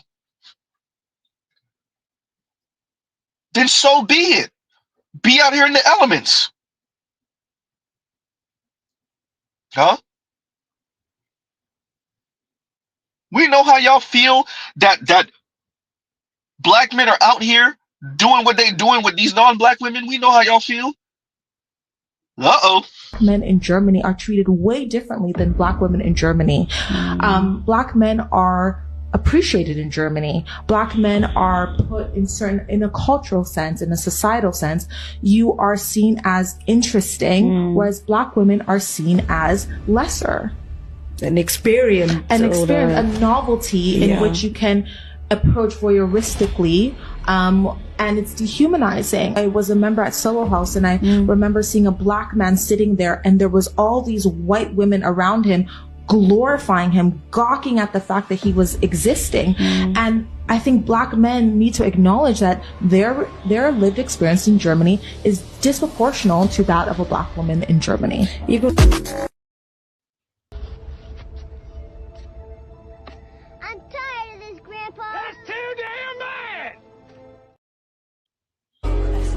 That's not fair! That is not fair! Hey, niggas get shot every day, B. You be aight, nigga. You tough, right? Huh? Sorry to all the young ladies under the age of 25, 24. You didn't really do anything. It's not fair, Z, 23. You didn't do, I get it.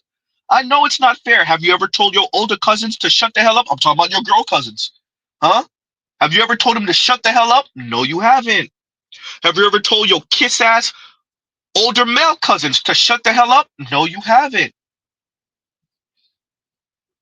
Well, you out there in the cold now. Huh? Mr. Z, see the clips of all them swaggy, smug, sassy assholes? I think the Raj Report, I think that was what, last week sometime? He played that young brother that's going around interviewing black women about their hair. He's doing the man on the street interviews, and you see how some of them are so mean and sassy and smug. Mr. Z played a clip from him before. Yeah, we gonna make you mean that. Shout out to y'all, ladies. We gonna make you mean that. We know we gonna leave you out there to get pogo sticked in by the white dudes. We gonna make you mean that. All that sound nice when you 22 years old, 24 years old, 25 years old. All that smug, sassy. All that sound nice. See you on the other side of 40. Huh? See you on the other side of 40. I'll do whatever you want. I'll cook for you, wait on you, make love to you. I can make you happy, Josh. I can make you so happy. No. Huh? To all you little smug, sassy women, I see that young brother going around doing the man on the street interview, asking y'all why y'all have certain hairstyles and why don't you wear your hair natural, and y'all being smug and spiteful and sassy. See you on the other side of 40. Huh? Have fun with the mixed kids with no man. Ooh, goddamn. Have fun putting makeup on that black eye in that DV relationship you in. That same-sex loving relationship you in, have fun putting makeup on, trying to cover that black eye from your girlfriend. Hmm? And Vince is, Z, that young dude is out of the DMV. Shout out to him. Shout out to him. Right? And the sad part, funny part, is that your mama and auntie them don't tell y'all what it's gonna mean. The kind of disgusting relationship older black women have with younger black women, it's the worst. Older black women don't tell younger black women how lonely and horny they are, how single they are, and how broke they are. How they broke, how they lonely, how they horny. They don't tell their nieces that they getting it in with their younger coworker to get that itch scratched. But no man want to do nothing with them outside of that.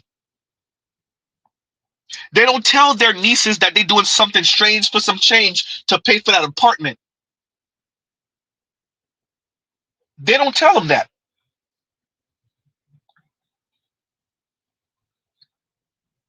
They want her to keep her pride and ego, and they want to keep their pride and ego. So it's like, oh no, girl, look, don't be getting with no man. I'm telling you right now that your piece is better. To the older women and to the younger women, to the older black women and to the younger black women, we're gonna make you mean that. There's only so many Steve Harveys to go around. That reach back, there's only so many Steve Harveys to go around. We're gonna make you mean that. Huh? That I curbed you 20 years ago, 25 years ago.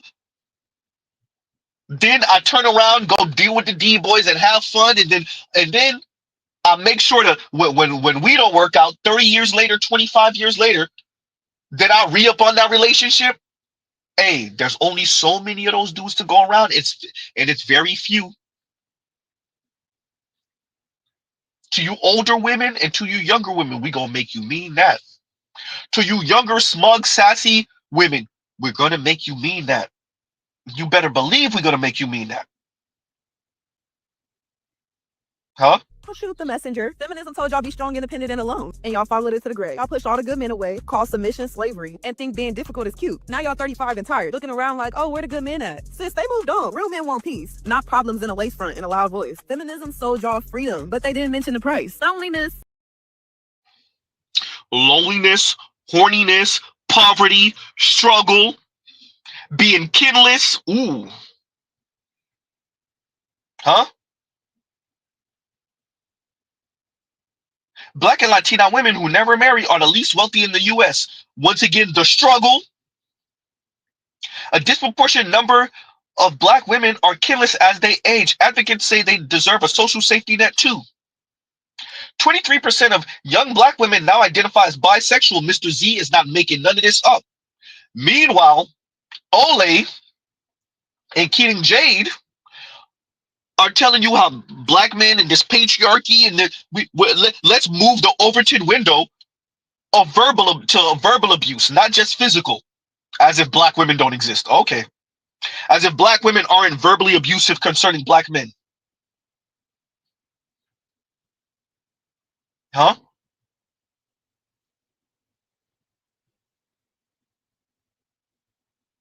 I want all the ladies to understand more and more black men are going to marry out. They're going to date out.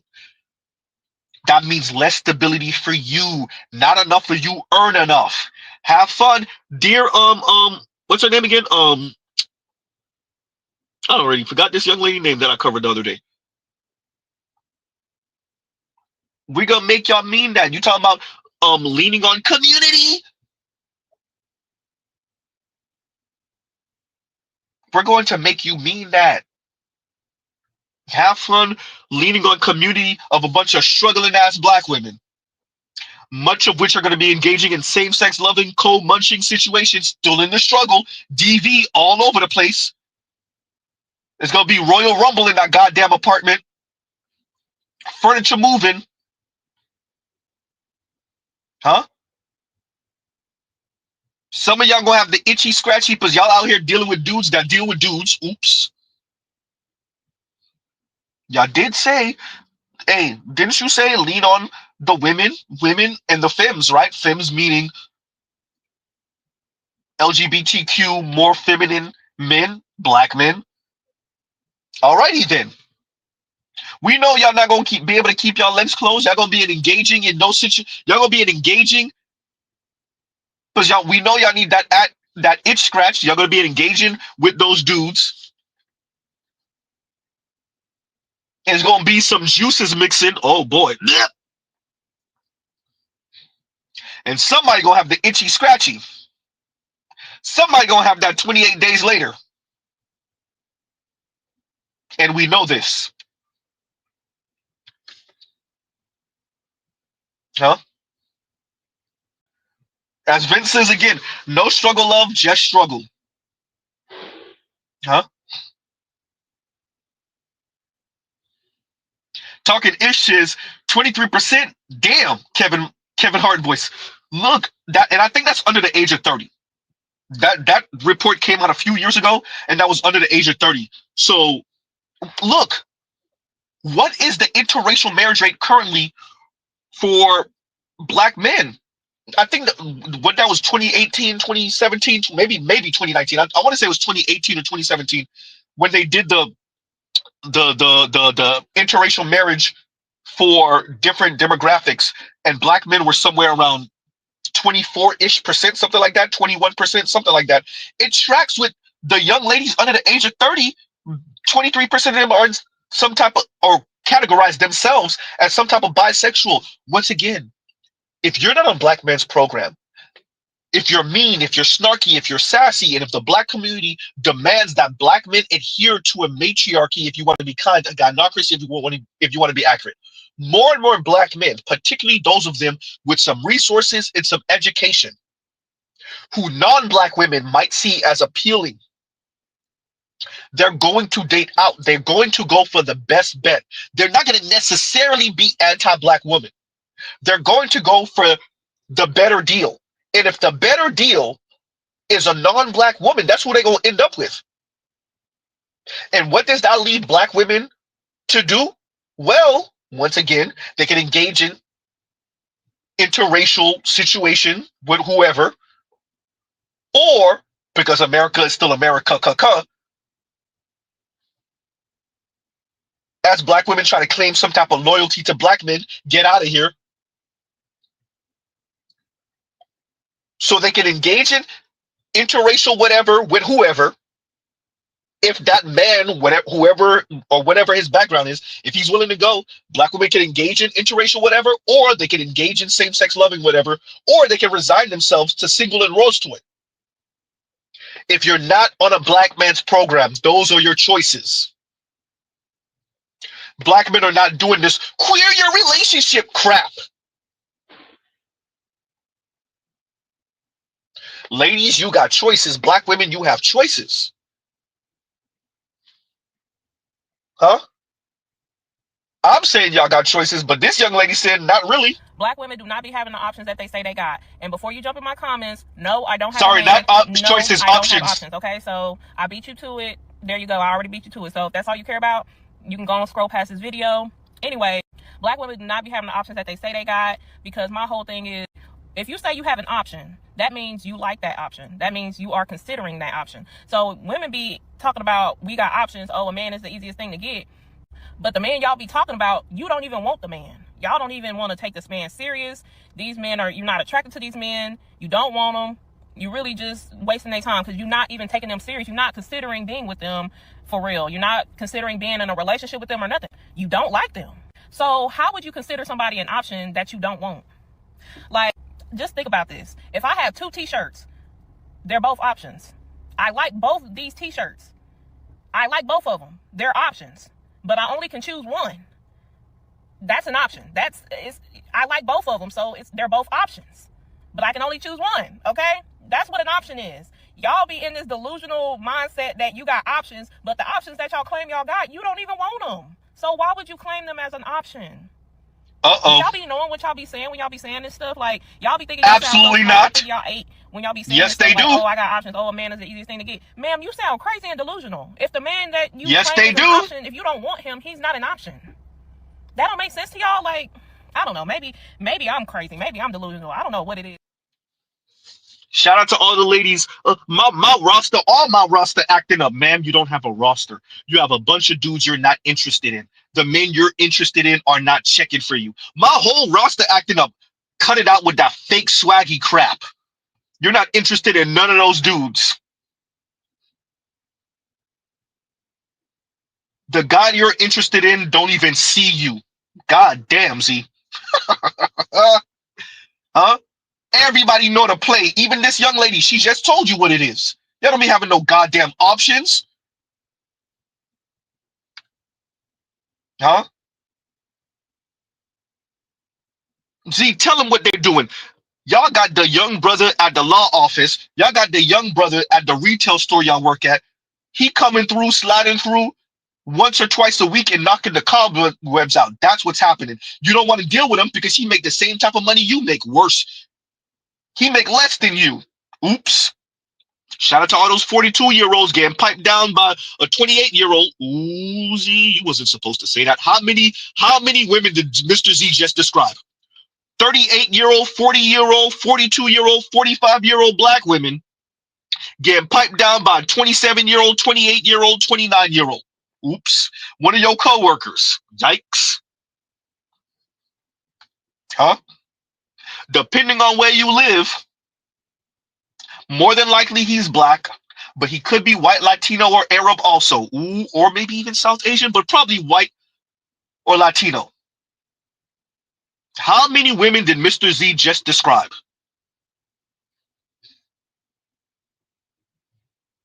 Huh? That's what you young ladies are, not even young ladies. That's what you ladies are engaging in. With your I got options talk. No, you do not.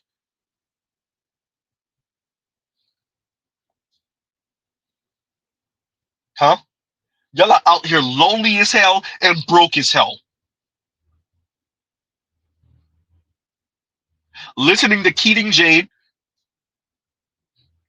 listening to Kim Foster, listening to Chrissy, listening to Sovereign Woman, listening to Shira Seven, listening to Divested Zealot. Y'all were listening to Paris Malone before she defunct her channel, listening to Real Talk with Yanni. That's what y'all doing.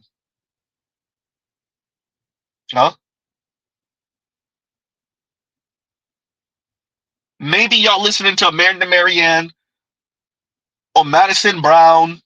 Maybe y'all was listening to maybe Khadijah, maybe T Noir, maybe Julesy. That's what y'all doing.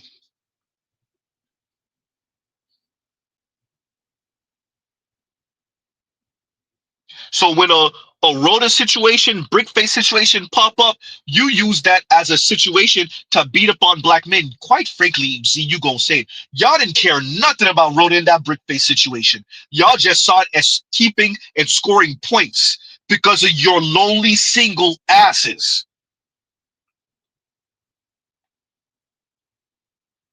Dear black women, ooh, you about to say it.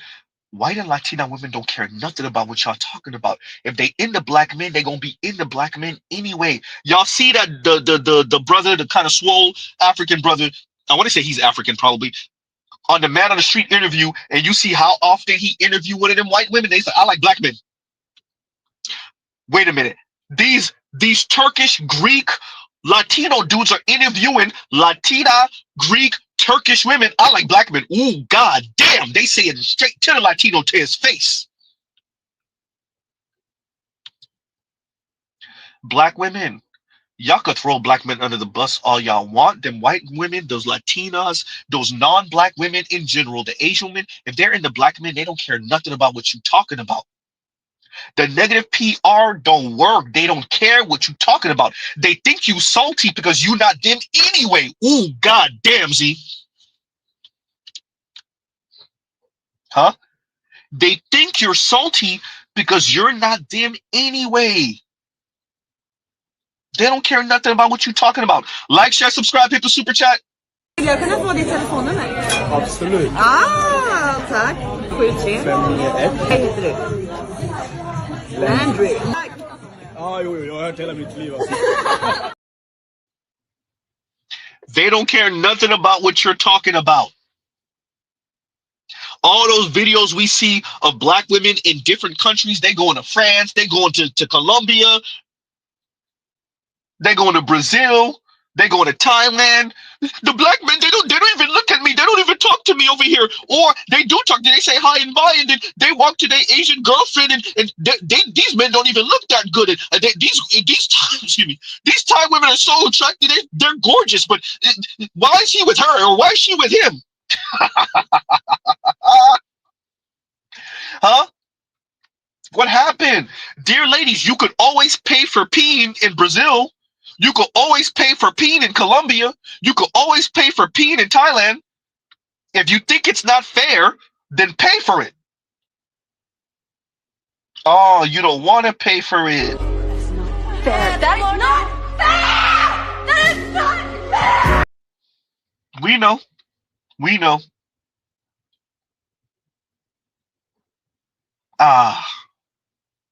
So we're gonna end it a little bit, y'all.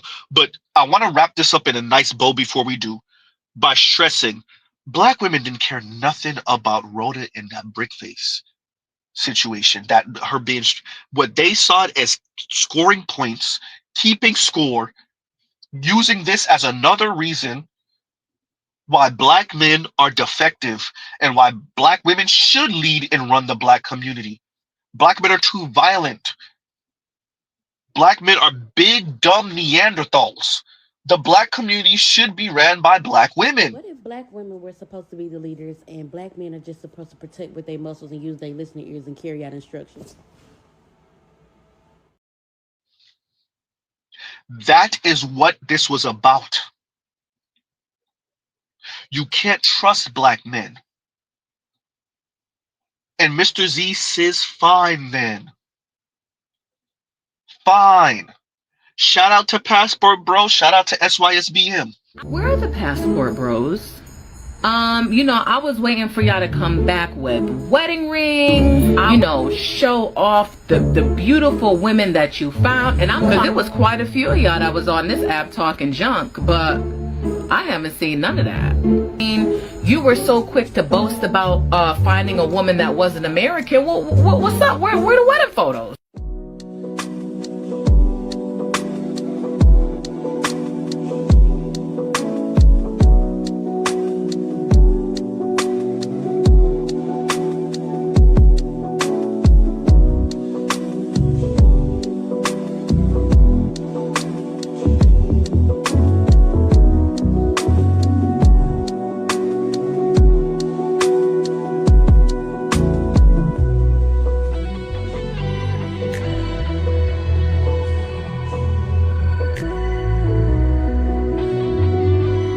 It's too many. They won't even stop. Huh? Yeah. What happened? Y'all could continue with the character assassination talk. Shout out to you, Keating Jade. Shout out to you, Ole. Shout out to you, Consciously. Shout out to that whole panel. Y'all could continue with the character assassination talk concerning straight black men. We gonna leave black women out here. We know the numbers. We know they struggling financially, and they gonna be left out here in the elements. Hopefully they could deal with Nick Fuentes. Nick Fuentes is winning that fight over there. Just want you to know. You see it's panic mode over there. Huh? We gonna leave you out here in the elements. And Sagar and Jetty is letting every time he talk, he let a little bit out the bag. They see black women, and Army Ose Frimpong saw this about Vivek also. They see black women in particular as the antithesis of everything they try to do there. A number of us see it. Mr. Z see it. Huh? Armio say Frimpong see it? This professor see it? Patriarchal forces, white men in particular, powerful white men, are punishing black women for radicalizing white women. Because we were the face of Black Lives Matter, because we were the face of DEI, because we were the face of the social justice reading groups, because we wrote the books, because we were the pundits and the commentators on news media, et cetera, et cetera, et cetera, I think that they blame black women for radicalizing white women. I don't get the sense that there is as much a hit list for black women like there are for like political enemies, so much as there is just a sort of diffuse, massive disdain for black women, and whatever black woman bubbles up in any particular moment can become the target, can become the vehicle for sort of white rage. Now, I thought that before. Out here in the elements. Shout out to Dr. Khan. Out here in the elements. Rightfully so. You're not on the black man's program. You out here in the elements. We know. Huh? We know. Let me read this because this was, I was supposed to read this one. Where did it go? Where did it go? And y'all like, share, subscribe, hit the super chat. And KW Don says, and hopefully KW Don is still here. I know I'm reading this an hour late. Jesus. And he says, Cynthia G has slithered back on YouTube with a new channel. I guess her Patreon isn't popping like she was claiming. Who would pay $10 per month to listen to unhinged black misandry nonstop? There's a couple of women. Look, and thank y'all for the money y'all do donate and contribute to Mr. Z's channel. Shout out to y'all. Mr. Z is progressing on the production. Shout out to those of you who help out with Mr. Z's channel. Shout out to Compassionate and Callous. Shout out to Louie, Red Pill Sleeper Cell. We working on a laptop, y'all. We working on a laptop.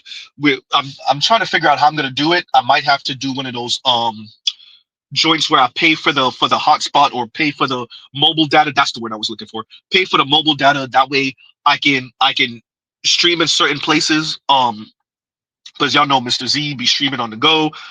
Reckless stream. Don't put it in the comments. Don't put it in the comments. So we'll figure that out. I'm saying that to say black people don't got no money.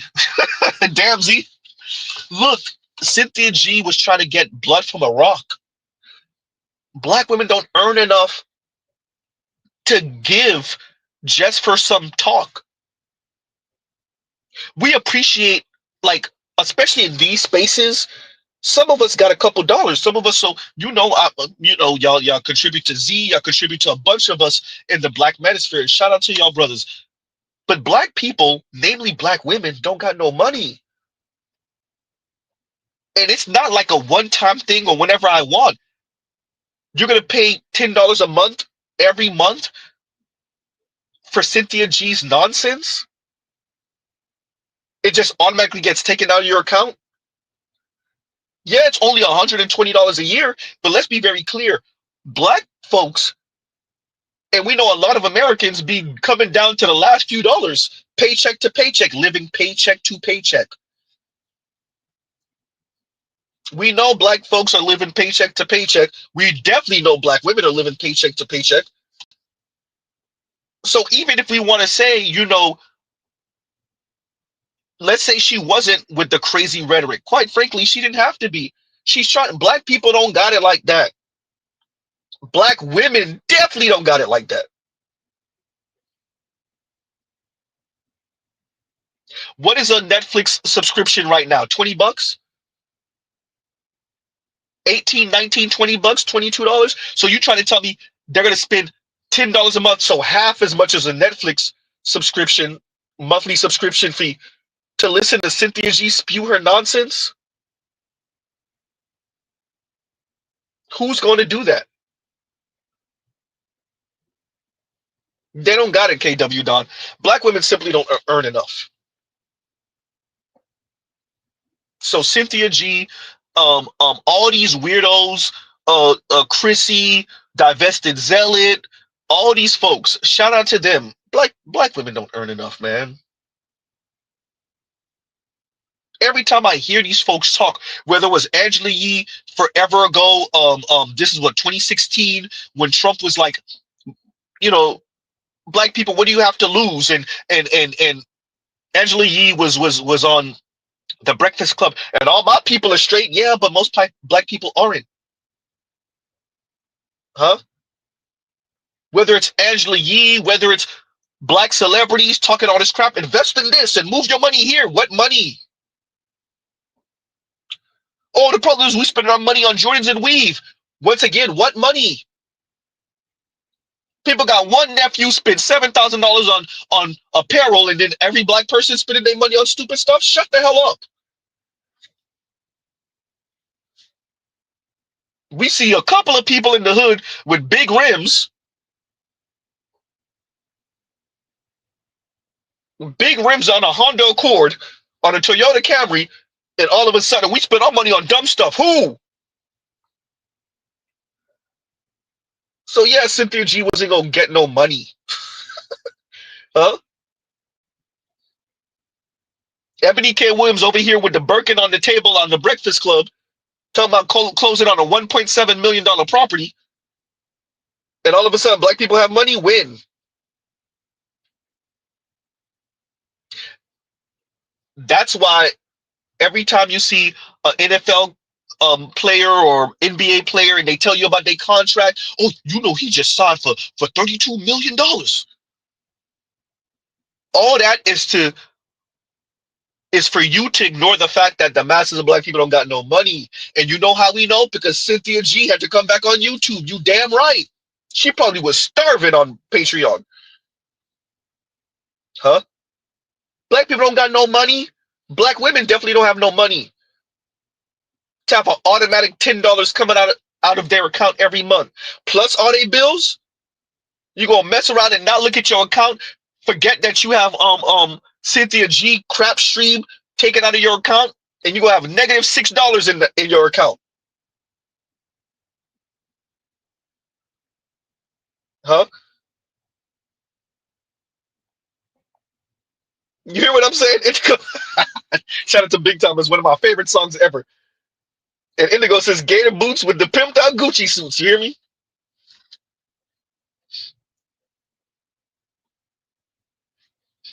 We know they're in the struggle. Meanwhile, black women are trying to save face and throw black men under the bus with this crap talk of black men assaulting black women. Miss me. Continuing. And to accept the truth when the facts come. However, what I feel like people is pushing for is believe all women off the bat. And I feel like that's an injustice to women, because if we're saying, listen, there's a pendulum of justice here. Here is fair, meaning when women come with facts, analyze the facts and make a decision. That's fairness. That's the pendulum of justice. However, once we start to push that further into privilege, that's when women get a bad rap. Now, that's when the man, after these hoes, they be lying comment. No, we should say, yo, we should wait for the facts to come out. If a woman. Oh, I'm glad we got a lady in here. And Lady D, we got to pause that. Black women are vacationing in Tokyo, and their kids have dined at better restaurants than grown black men. F out of here. Okay, let's do this. Let's do this. This is why Mr. Z keeps this up. Black and Latina women who never marry are the least wealthy in the U.S. Lady D, correction. Childless single black women have the least amount of wealth in the U.S. Yes, less than black men, less than Latina women, less than Latino men, less than Asian men and women, less than everyone, outside of maybe Native American women in particular. Lady D, you can't use the outliers to disprove the rule. Not only that, Lady D, a disproportionate number of black women are kinless as they age. Advocates say they deserve a social safety net too.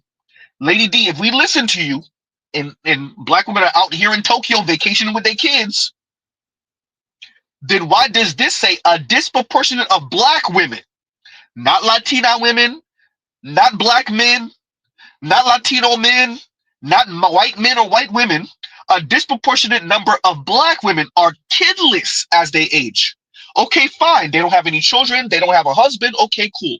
But why is this saying that black women who are kidless deserve a social safety net also? Is it because they don't have no damn money? Talk about going to Tokyo. Talk about vacationing in Tokyo. Okay, fine. They don't have the children. That should be more disposable income, shouldn't it? Why are we speaking about them needing a safety net also? Oh, wait a minute. They didn't get any. They don't have no money. That's why. Wait. Let's go back. We're talking about this social safety net because those women never had children to lean on as they get older. Okay, fine. No children. They also don't have the ex-husband, so they don't have the ex-husband's pension. They don't have they're not widows, so they don't have their deceased husband's pension or 401k to lean on. Oh, so what is that again? You're talking about vacationing in Tokyo, huh? Yeah, black women don't got no money. Lady D, black women don't have no money. First off, median income for Americans is $43,000 a year. We know if it's $43,000 a year, you know it got to be lower for black people, namely black women, right? I didn't say average, and even average isn't super great. It's $64,000 a year. That's for Americans in general. 43,000 median, 64,000 average. Madam, Lady D, if that's the median income for Americans, what is it for black women in specific? Who's taking these trips to Tokyo and vacationing? Huh? Lady D, you might want to check the background right now. Lady D, you might want to check the background right now. I'm just saying. Perfect timing too, because Mr. Z been having this background all this stream. I didn't want to pull it out yet, but here we go. Perfect timing. Lady D, are you sure about that? Who vacationing in Tokyo? Lady D, I'm not saying maybe you're not. Maybe you're taking your children to Tokyo and vacationing. I'm not saying no black women can. We know there are black women with some money. We know there are rich and famous black women. We know there are black women with their own businesses, and maybe they even have employees. Maybe they're earning good money and they are taking trips overseas and vacationing. I'm not saying it doesn't happen. I'm saying who? First off, how many black people have their passport? How many black women have their passport? How many black women can afford themselves to not only vacation to Tokyo, but take a couple of kids with them? Lady D, what you saying sound nice. I don't count the outliers, Lady D. Once again, this is outlier talk. She says, Negro, I receive $1,500 Social Security checks, 500 retirement checks, and I work full time. Lady D, I'm pretty sure you're not lying about your situation. We're talking about black women, Lady D, not you as an individual black woman. Do you understand the difference? That sound nice. That's outlier talk. Lady D, I don't doubt you about your life. That sounds good. What about black women? Okay, so you're an outlier. What about the rest of black women? That sounds good. Once again, I receive $1,500 Social Security checks, $500 retirement checks, and I work full time. That's good, Lady D. Great. Whether you have a man or not, that's good. Okay, you earning good money. What about the other black women? The other 20 some odd million black women, what are they supposed to do? That's great for you. Lady D, are you out here subsidizing any other woman? Oops. Lady D, are you in a same-sex loving relationship? Then what does your money have to do with the conversation, Lady D?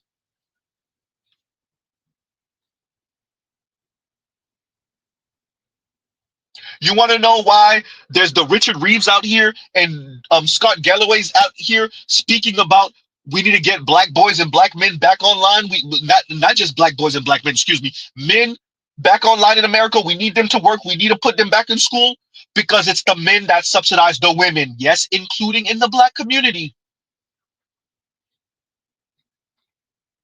Lady D, unless you're in a same-sex loving relationship and you paying for a woman, what does your money have to do with anything?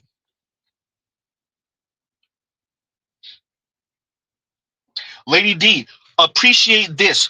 The social project of feminism and women earning money and going to school and get their education has failed.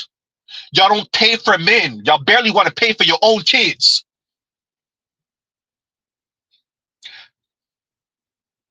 Huh?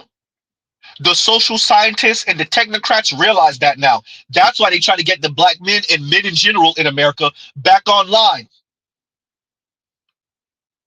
Because you ladies don't, y'all don't, y'all don't want to have children unless y'all ended up with the elite rich white man mainly. Lady D, it's not enough. Oops, it's not enough. Lady D, the baby luxury car in the condo, it's not enough. It's not enough.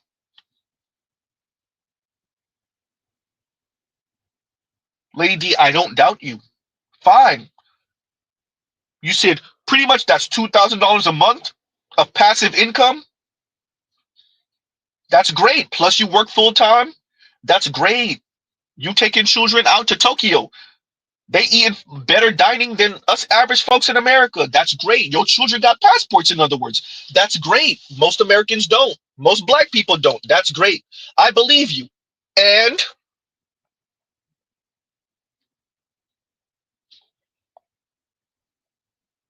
Lady D, what does that mean for the other 20 some odd black women in America?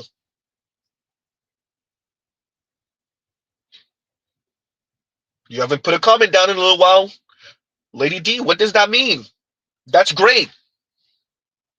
Once again, and for all of you who have been hearing Z say this for years, this is why Mr. Z says the outliers are doing too much talking. Lady D, did you hear that? Message! Lady D, one of Mr. Z's quotes on this channel is that the outliers, mainly the women, the outliers are doing too much talking. Exhibit A, you.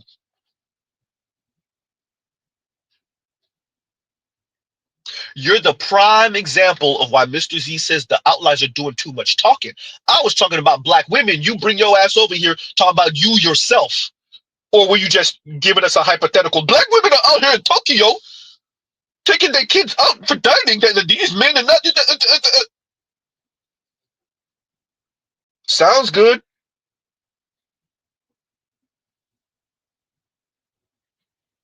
That's why Mr. Z asked you, are you paying for another woman? Are you in a same-sex loving relationship?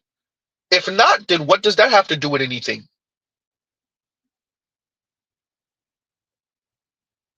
Starman says, she ain't an outlier. She just out here lying. Hysterical. And rhyming. Huh?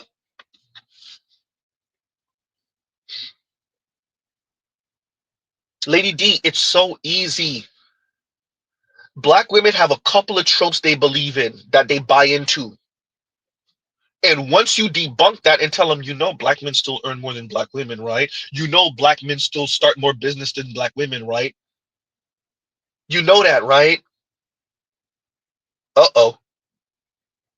You know, black men have better, just are doing better financially.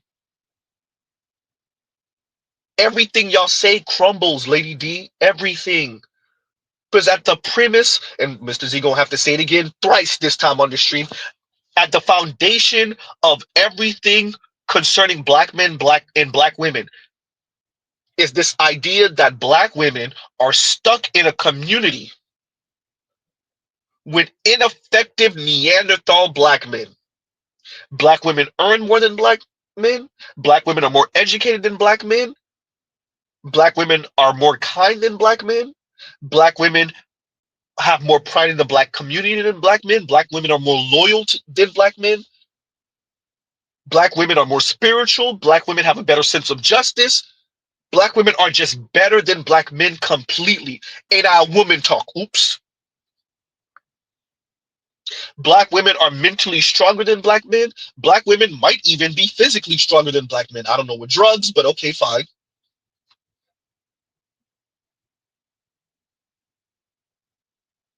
Lady D, at the foundation of what you came over here to try to do was that.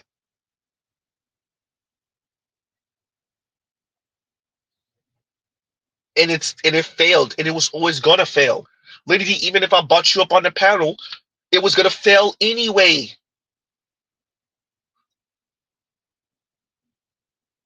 Leave that type of talk to them kiss ass conscious lees. And Alvin from waving the red flag. Leave that talk for them.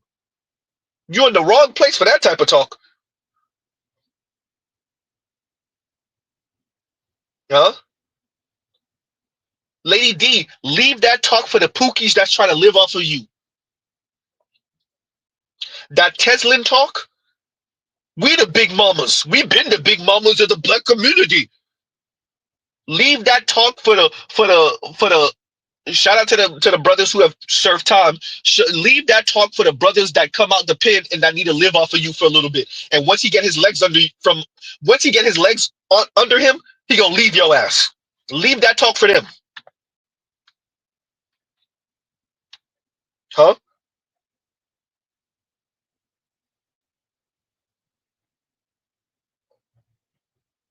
Yikes. And a split Jim says, and thank you for the super chat. And and no, I didn't forget about the other super chats further up. We're gonna get to them in a minute.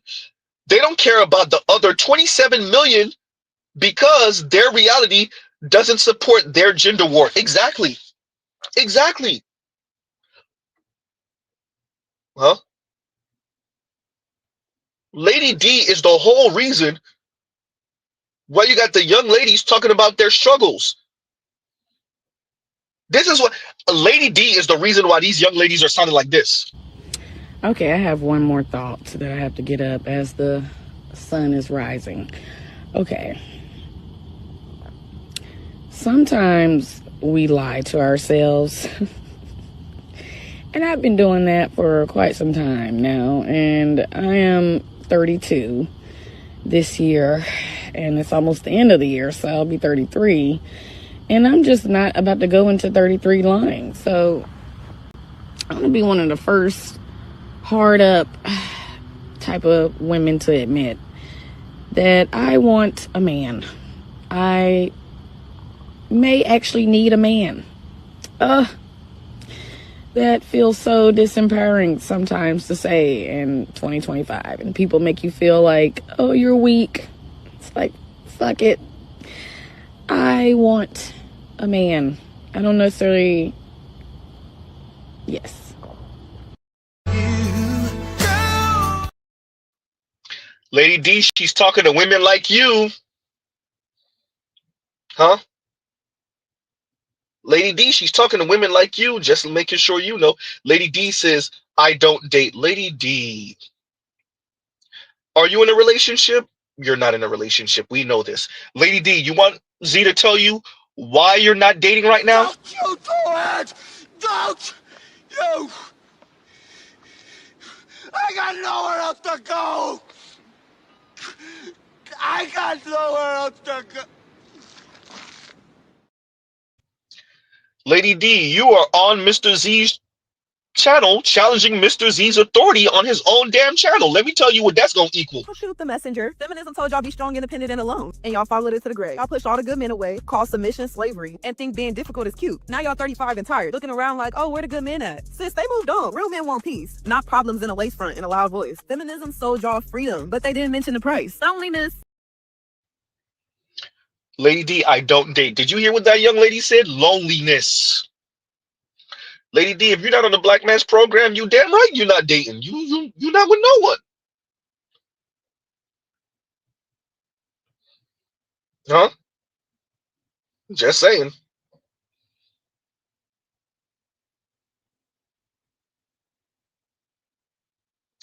And Lady D says, you know what I think about women like her? She breeds Pookies and Ray Rays. No, she's lonely and horny, and she's tired of women like you telling her to stay in line, keep the line, hold the line, suffer in silence. Young ladies like that are tired of women like you telling them, because of your gender war against black men, to keep the line, to hold the line. You're telling women like that to suffer in silence. And they're tired of suffering in silence for your gender war against black men. Huh? She breeds Pookie and Ray Rays. She breeds Pookies and Ray Rays? No. She's lonely, horny, single, depressed. She said that admitting this is disempowering because women like you and your propaganda and your conditioning have convinced women like that that it's better to be alone. She can't take it anymore, Lady D. The rose toy ain't scratching the itch like it needs to, Lady D.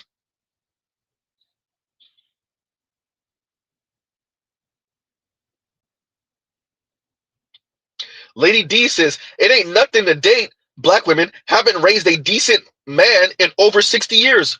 Lady D, you can always try other women. Lady D, you can always try other women, or you can try non-black men. We ain't holding you hostage, Lady D. You can always try non-black men. Mario, Jorge, Cartwright, Shang Tsung. We got a thrift store of leftover bitches. They're leftover because apparently it ain't enough niggas is worth a damn. Whatever. Point is they leftover. We need you to come pick them up. No instruction manual. Figure it out. Sprinkle some white ice on it. Maybe, I've heard the white ice is colder. Sprinkle some white ice on it. It goes with everything. If you come within the next 24 hours, we'll give you a complimentary book on how to date black women for white men. That's a $4 value. Lady D, message. Lady D, you could always end up with a non-black man. Mr. Z ain't trying to hold you hostage. Or you could always, once again, engage in same-sex love and relationship. There's always carpet, Lady D. There is always carpet. Huh? Black men are not trying to hold you hostage. Lady D says, you Negroes need to ask yourself, would you date you? Lady D, Mr. Z's engaged. Ooh. Ah, yes to a woman. Yes to a black woman. Yes to an ADOS woman. Ooh, Lady D, how does that feel? Mr. Z is engaged. And yes, she knows about the channel. Yes, she occasionally listens in. Oh, yeah, Lady D. Yes. Oh, and she's college educated, Lady D. Yes, yes. White collar, too. Yes. Oh, and her parents were married until her dad passed away. 43 years of marriage, Lady D. 43 years. Oh, yeah, Mr. Z's parents are married, too. 39 years of marriage in May. Ooh, Lady D. Ooh, ooh, ooh, ooh. Lady D, you see that?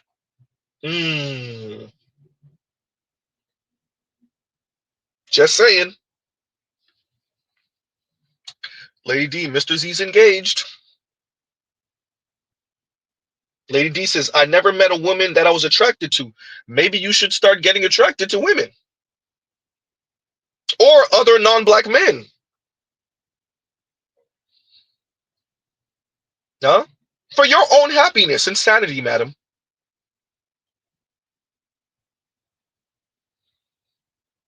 Yikes. For your own happiness and sanity. We know. Look, Lady D, we know. We get it. We get it. Everything is wrong with black men. Black men are irredeemable. We get it. We're not trying to hold you hostage in the black community. We're not trying to hold you hostage to black men. Go find your community of co-munching other black women, or see, yeah, we know. Lady D says black men are problematic. Yeah, we get it. We get it. We're insufferable and we're irredeemable. We get it. We get it. We're pathological. Look, Lady D, you're right. And we ain't changing. We're not changing, Lady D, you're right. And what would be best for you is to go munch on another woman, black woman probably, because the white and Latina women definitely ain't checking. They're more racist than the men. Or you could end up with a non-black man.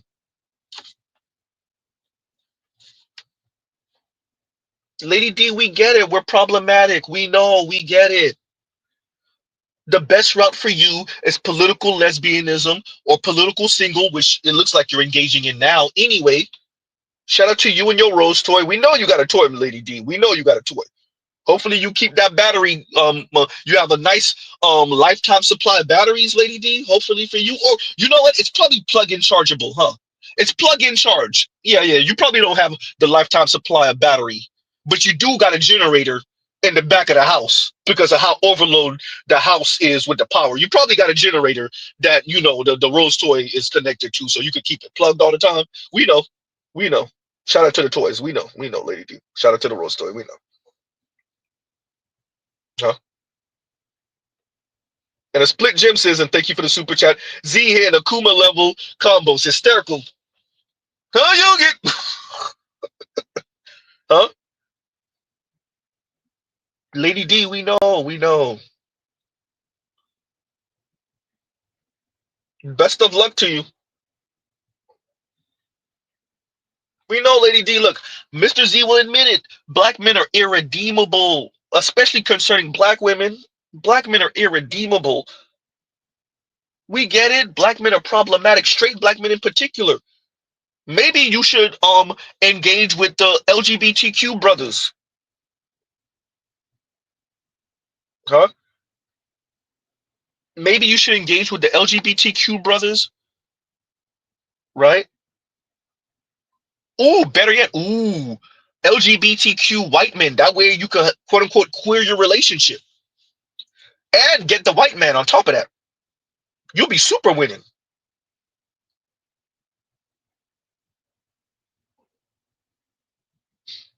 Huh?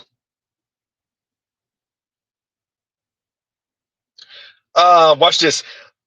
And Lady D says, women are probably tired of fighting with your 5 baby mamas and child support payments. Mr. Z don't have any kids. No children. Ooh. Yeah, Lady D. See those stereotypes though. Yep. Mr. Z doesn't live in his mama's basement. Mr. Z doesn't have any kids. Mr. Z's engaged to a black woman who also has no children. Oh, yeah, about that. Uh-oh.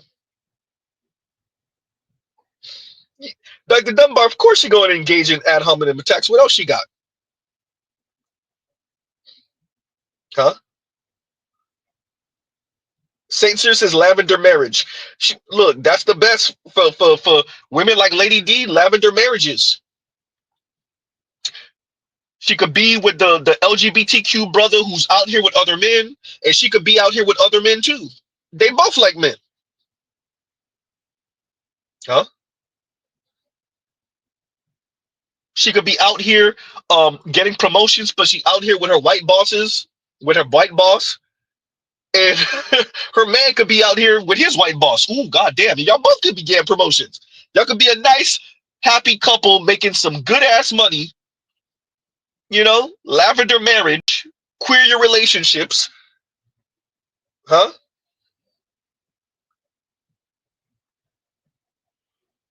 Y'all be making some good money. Yeah. Exactly. The split gyps is wrong again. Look, the negative stereotypes. Black women don't even want to play to the what's more likely. 54% of black men don't have any children. Lady D, that's just a statistical fact. Even if we want to say, okay, it's 50, it's 50-50, flip a coin. The assumption that y'all are coming up to men when black women have children more than black men. Not only do black women have more children than black men have more children out of wedlock than black men do. Black women have more children with different spouses or different men than black men have children with different women. You all the way wrong, Lady D. Lady D says, I raised my 3 sons and they have only had 2 sexual partners and found a wife in their 20s. Shout out to them. They weren't in the streets and never went to prison. They also raised their children. Mr. Z hasn't been to prison either. Just saying. Uh-oh. I don't know, Lady D. Shout out to your sons. Huh?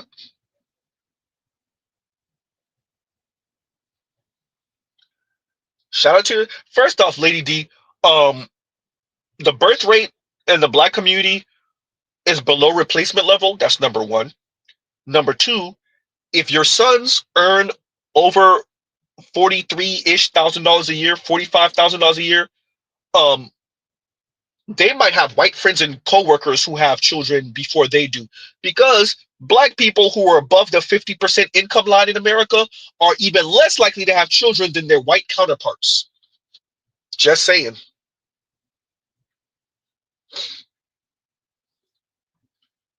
Mr. Z put that at the feet of the white capitalists and black women. Ooh.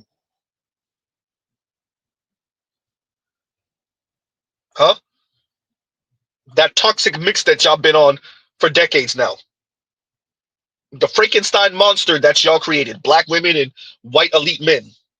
And elite women.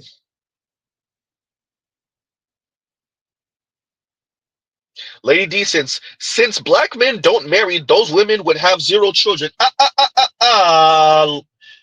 Lady D, when did not being married ever stop black women from having children? No, black women are having children with the non-black men that are piping them and leaving them, and black women are having children from the same men. I would like to direct you to those three brothers in Tennessee that have like 100 and something kids amongst them, a whole lot of baby mamas. Who's the problem? Is it them or is it the women? Is it the woman that decided to be baby mama number 7 or 8, or is it him? 3 black men have fathered some 100 and some odd children. Just saying. No, Lady D, not being married has never stopped black women from having children, from black men and from non-black men. Something like 4.5, maybe 5% of black men, 4.5 to 5% of black women are married to non-black men. Yet, more than 4.5 to 5% of black women have mixed children. I'm just saying, Lady D, the math ain't mathin'.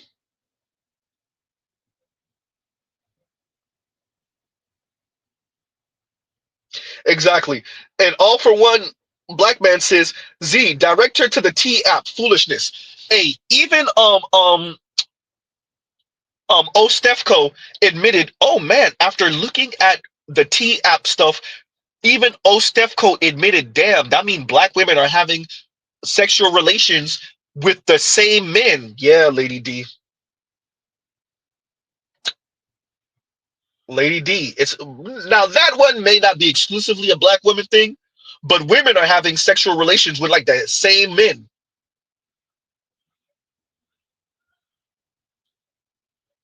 Lady D says women can't impregnate anyone, so who's making the children? The women. The women decide, unless they're being great, the women decide who they decide to lay down with, right? The women decide whether that child comes to term or not, right? So, if you know and the women know that this man has been on television multiple times for having so many kids, for having 30 some odd, 40 some odd children from a dozen women, from 24 women, you know this. He's known in your town. Why are you baby mama number 13? Baby mama number 15? Uh-oh. Lady D, I'm just saying. Just saying, Lady D. Number one, okay, fine. We're not going to mention those stories. Lady D, explain the black women who are having children with non-black men and have no wedding ring. Uh-oh. Fine. We don't even have to talk about black men. Black women have a disproportionate number of mixed children out of wedlock. Lady D, if black men are the issue, then why aren't black women getting the wedding ring from the non-black man?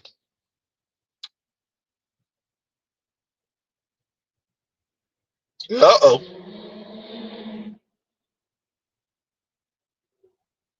If black men are the issue, then why are black women having children from non-black men without the wedding ring? And Fast Attack says, for the cause, good morning from Tokyo. Hysterical. Hashtag SYSBM. What's going on, Fast Attack? I'm just saying, Lady D. Huh? Just saying. And thank you for the super chat, Fast Attack. Thank you for the super chat. Huh? He said from Tokyo. Talk about Tokyo. Fast Attack said, I don't visit, I live here. Huh?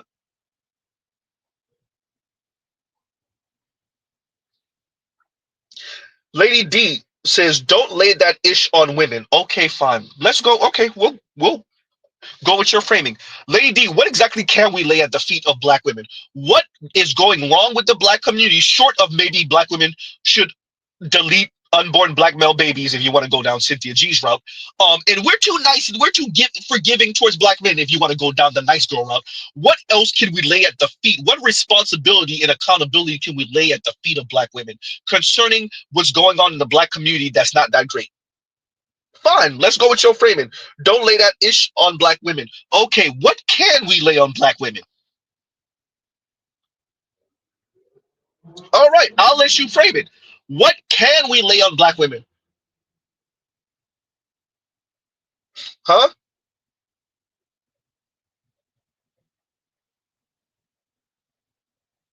Lady D says, I ain't got nobody pregnant and I don't date white men and he'd have to be rich.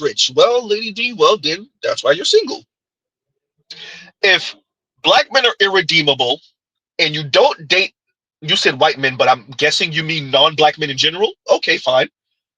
And you're not into dating black women, well, once again, madam, we know what that equals. We know.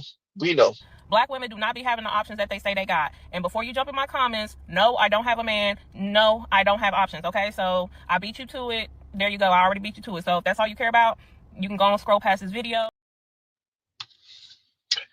And yep, Lady D, we know. Damn. Huh. I got you, Dr. Dunbar. Look, I listen to my PhDs. Dr. Dunbar says, at this point, Lady D has nothing else. I understand the subtlety. Dr. Dunbar. We'll be moving on. Let's continue. Look, Dr. Dunbar said, but y'all know Dr. Dunbar is really chill. Dr. Dunbar said, look, Z, let's move on. I got you, Doc. I got you. Moving along. That was fun. Oh, wait, I got a super chat to read. Wait a minute. We done forgot about somebody. Wait a minute. Where did it go?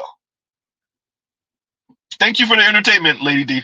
And a split Jim says, shout out to Z. Thank you. Like the two threw me off because you said two with the two O's. Threw me off a little bit. And thank you for the super chat. And let's play this and then we'll end out. And to accept the truth when the facts come. However, what I feel like people is pushing for is believe all women off the bat. And I feel like that's an injustice to women because if we're saying, listen, there's a pendulum of justice here. Here is fair, meaning when women come with facts, analyze the facts and make a decision. That's fairness. That's the pendulum of justice. However, once we start to push that further into privilege, that's when women get a bad rap. Now, that's when the man, after these hoes, they be lying come in. No, we should say, yo, we should wait for the facts to come out. If a woman comes and say, yo, this man hit me with a brick because I didn't give him my number, we shouldn't then rush to crucify that man and burn him at a stake. We should say, no, let's just wait for the facts to come out. And that's where I believe it, right? Because again, if we believe that Megan Thee Stallion is a victim and Tory Lanez is not a victim, then we should believe that Ola is a victim, all right? And Rhoda is a perpetrator because she hit him first and she falsely accused him. I think the problem. Oh, Sheehan, you talk. Sorry, no, I just don't understand how. Listen to this. Things. Tory Lanez shot Megan Thee Stallion like unprovoked. Like there's nothing that was provoking that. Again, we don't know what the exchange was between the two of them. And I agree with what a lot of people are saying as like, let's get straight to like what actually matters here. And the reality is there is a culture within our community where men in our community feel extra comfortable dunking on black women, and these gender wars, whatever you want to call it, is a lot. And I witness this shit every day. I'm in the same community. I see people, men specifically, harassing, targeting, belittling, berating, abusing black women, demonizing black women day in and day out. And the second that black women respond in a way that isn't like the perfect victim, which is a dead person, frankly, y'all do the same thing where you're constantly constantly trying to strip her of victimhood. And this doesn't even have to be about Roe Now we want black or women about dead whoever all of a is sudden. included in the Oh situation. boy. It's about a culture in our community that I think is disgusting. I love black men. Let me be clear. I just think that one of the issues that we have in our community is that a lot of black I men bet are you unwilling to do. address that culture. And when we get faced with moments like these, where you can even slightly question someone who's come forward saying that they were victimized and that they were being harassed and then they were physically assaulted. Physical assault doesn't have to just be about like criminality, but they were harassed and then physically assaulted. When you can even slightly question that, everything goes out the window. And we refuse again to acknowledge that there is a culture in our community where women are constantly harassed, belittled, attacked, and abused and harmed. And I just don't like the angle of this conversation. I think that we always veer into talking about with her, but she wasn't. We Right? veer into unnecessary mush about shit that doesn't matter. And I think like No, when but we here get why bogged down, it hold on, does let me matter, finish. right? Let me finish. Sorry, go ahead. We get bogged down into details that just frankly are not as important as the overarching conversation, which is that there is a culture of patriarchy in the black community. And it's sick. And I think that we focus on the wrong things. And then when people like consciously Rhoda gets to hit a man. Rhoda gets to lie about being hit in the face with a brick. But yet black men are supposed to reframe it and talk about their misbehavior. Yeah, that's it. You think of, because I simply say this is actually a problem, and it is. And I don't hate black men because I'm acknowledging that there is a problem in our culture, in our community. And frankly, like the fact that we're arguing about a woman's victimhood right now is so deeply concerning. Like she lied. Where I come at it from? No, Mr. Z done pressed the wrong button. My apologies, y'all. We done pressed the wrong button. My apologies. She lied. She lied. Appreciate what he did there. We ain't even talking about Rhoda. Forget that. The black man, the misogyny, the patriarchy, the black community. This dude said, F the actual story we're talking about.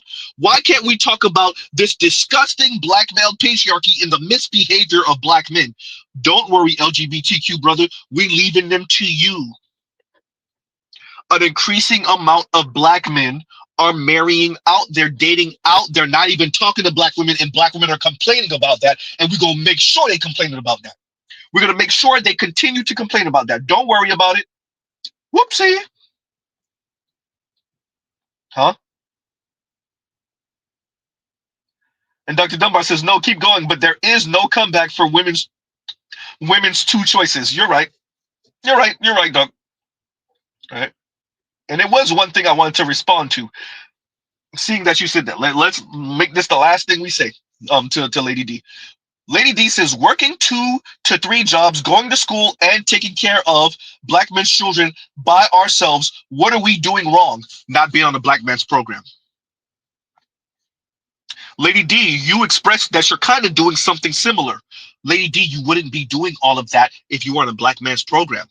Guess what? Ms. Z's not doing all of that because Mr. Z's the one out here hustling and bustling. Uh-oh. You know what Ms. Z does? Do her little 40 hours and go to the gym. Ooh. See, that's what happens when you're on a black man's program. You don't got to do the extra things. Ooh. Huh? Yeah, the 2 and 3 jobs. Yeah, maybe you wouldn't have to do that if you was on a black man's program. Once again, to her statement, working 2 to 3 jobs, going to school, and taking care of black men's children by ourselves. What are we doing wrong? Not being on a black man's program. You have a program? Yes. All black men have programs. Black men. Not black boys. But black men, you get on that program. By the way, y'all realize she low-key responded the same way Chrissy did. What program? Yeah, we get it, Lady D. We get it. Huh? You get on the black man's program and you stay there through the ups and downs, or you out here in the elements. And just in case you don't appreciate what's out there in the elements, a disproportionate number of black women are kinless as they age. Advocates say they deserve a social safety net too. Ugh. That's what's out here, Lady D. Oh, and just in case you don't believe Mr. Z, Mr. Z isn't college educated, by the way. Let's let a PhD black woman tell you what's out here for y'all. Ooh, goddamn. Patriarchal forces, white men in particular, powerful white men, are punishing black women for radicalizing white women. Because we were the face of Black Lives Matter, because we were the face of DEI, because we were the face of the social justice reading groups, because we wrote the books, because we were the pundits and the commentators on news media, et cetera, et cetera, et cetera, I think that they blame black women for radicalizing white women. I don't get the sense that there is as much a hit list for black women like there are for like political enemies, so much as there is just a sort of diffuse, massive disdain for black women, and whatever black woman bubbles up in any particular moment can become the target, can become the vehicle for sort of white rage. Now, I thought that before. And this young lady says what? Mr. Z, when you gonna stop crying? Mr. Z's not crying, but this is the one I really want to address. And she also says, Z, you're a bitter black male, bitter black beta male. Go build. Mr. Z is trying to build a family right now.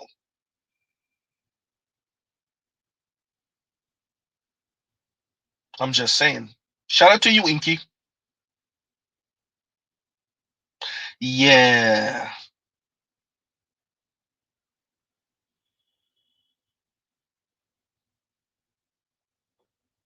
Anyway.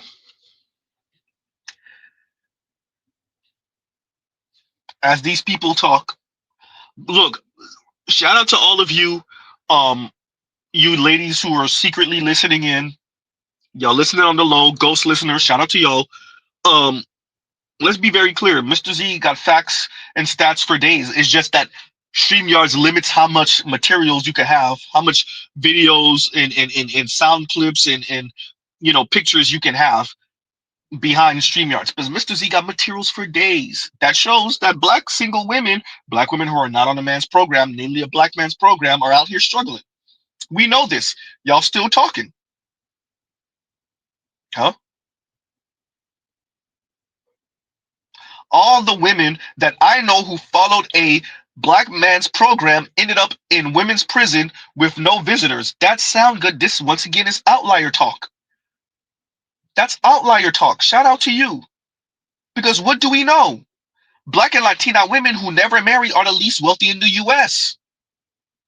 So you're talking about the outliers. Mr. Z's telling you that when black women are not coupled up with black men, y'all out here super struggling. Y'all have the least amount of wealth in America. There's your anecdotes, and there's the research here, ma'am. Also, Mr. Z said that the wrong way. We did that wrong. We did that wrong, y'all. Gives you a second.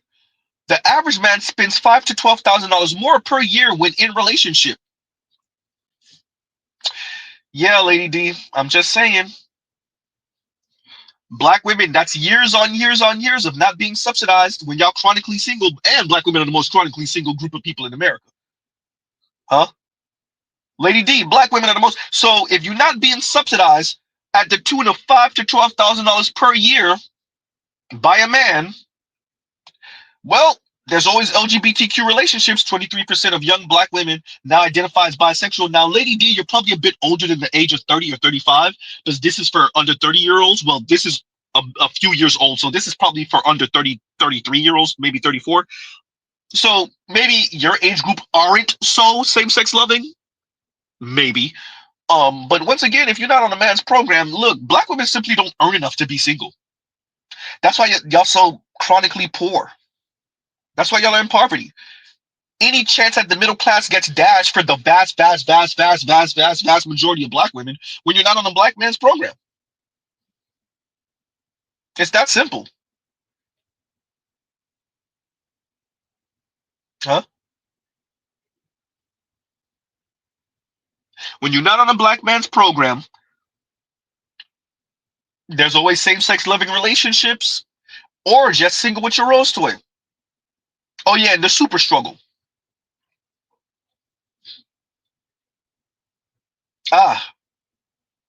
GC, that's hysterical. Huh? So, on that note, y'all, look, I definitely want to play that clip of the LGBTQ brother saying what he said. Let's be very clear. Black women can have the thumb on the scale black women can have the thumb on the scale for them in the framing of the conversation between black men and black women as much as they want. It means nothing in the grand scheme of things. Black women will continue to struggle.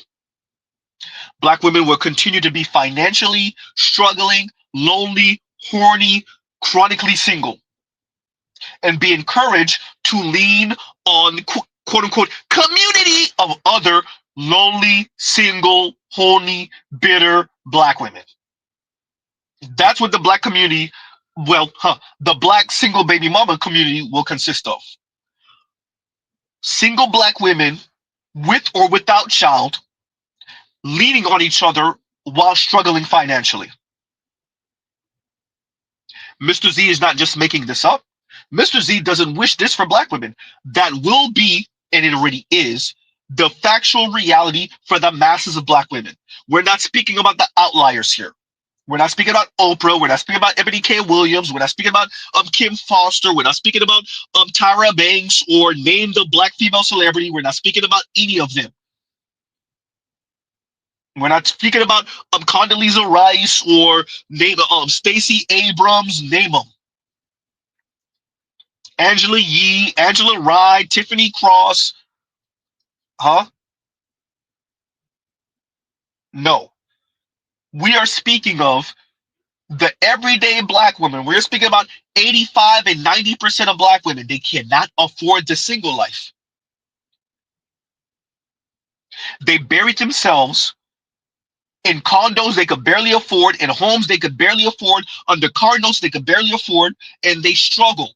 And they try to piece together and piecemeal situationships with men so they can have their life subsidized without being on a black man's program. Shout out to that quote-unquote roster talk.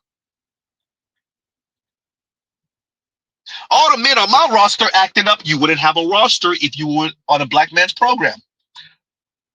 You got a roster because you try to piece together life,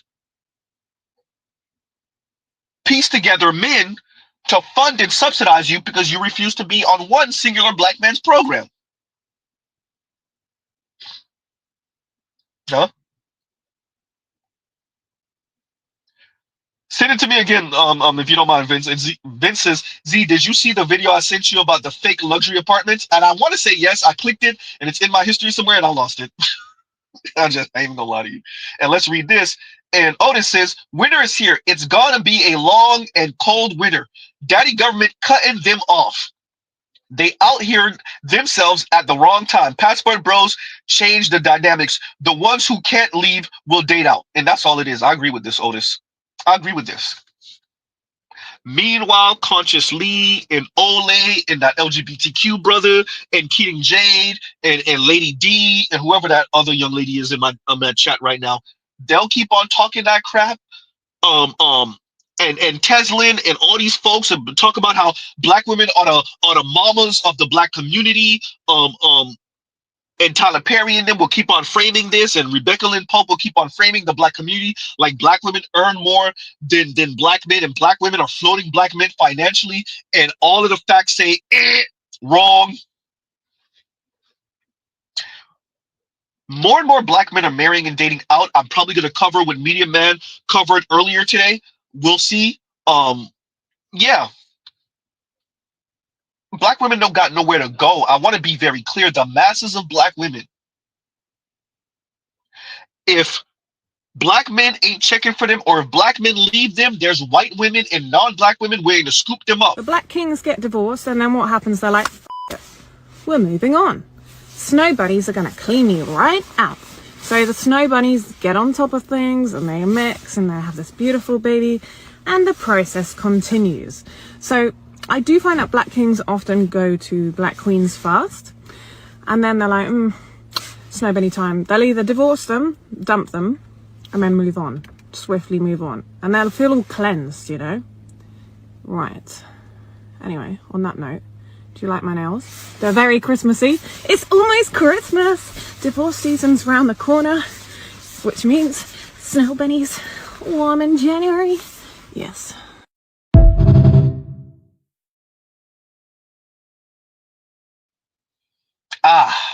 Anyway, and Too Watchful says just because Z is simply satisfy a just because Z is a simply satisfying ish talker.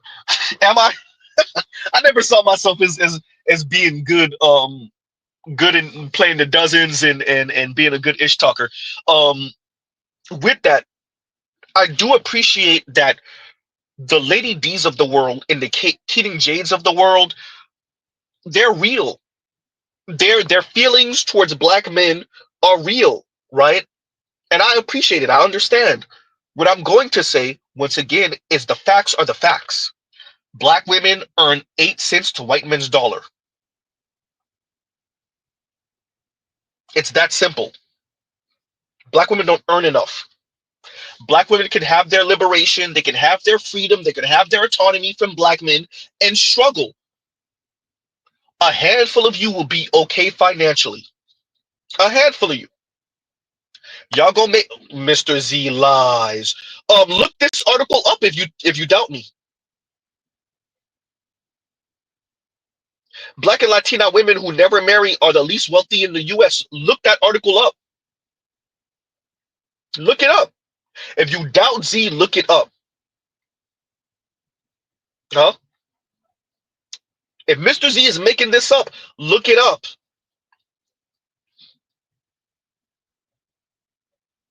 Huh?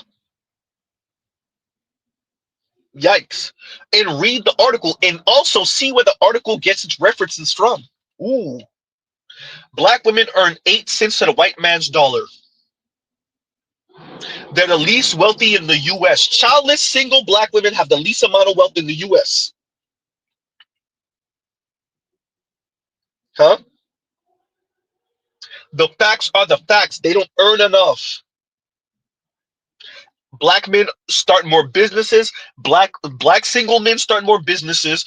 Black single men have more wealth. Oops. Black single men have less children born out of wedlock. Huh? Black men have less children, period. Especially under the age of 25. Huh? Y'all are so used to having somebody blow smoke up y'all rear end and lie to y'all and ego stroke y'all and placate y'all. Y'all really, when y'all get hit with the facts, no. I know, ladies, I know. Black men are irredeemable. I know. Black women are infallible in relationship to black men. I know. Huh? Ain't I a woman talk? I know. Huh? And Inspired Truth says, and thank you for the super chat, I'm so far behind, but Z preaching today. But Z's preaching today. Thank you, brother. Thank you. Right? I'm trying.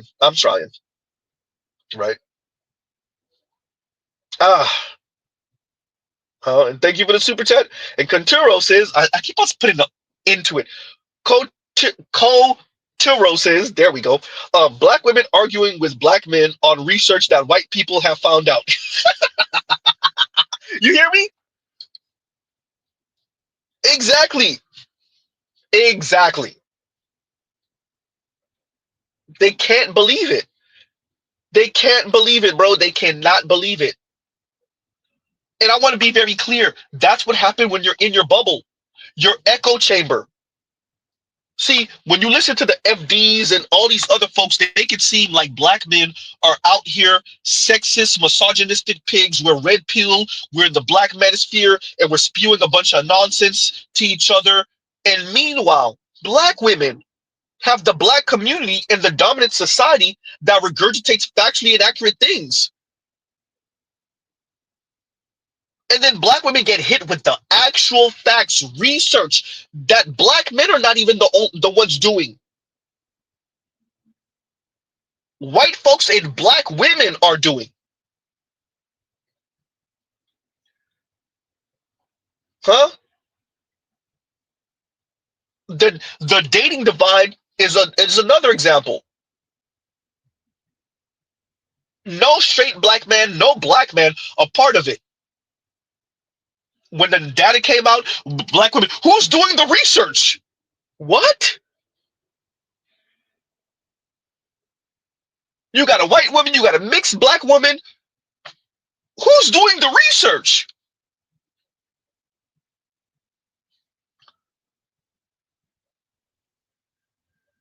Lending Tree says when men are in relationship, and that's not just black men, they spend $5,000 to $12,000 more. That's the research.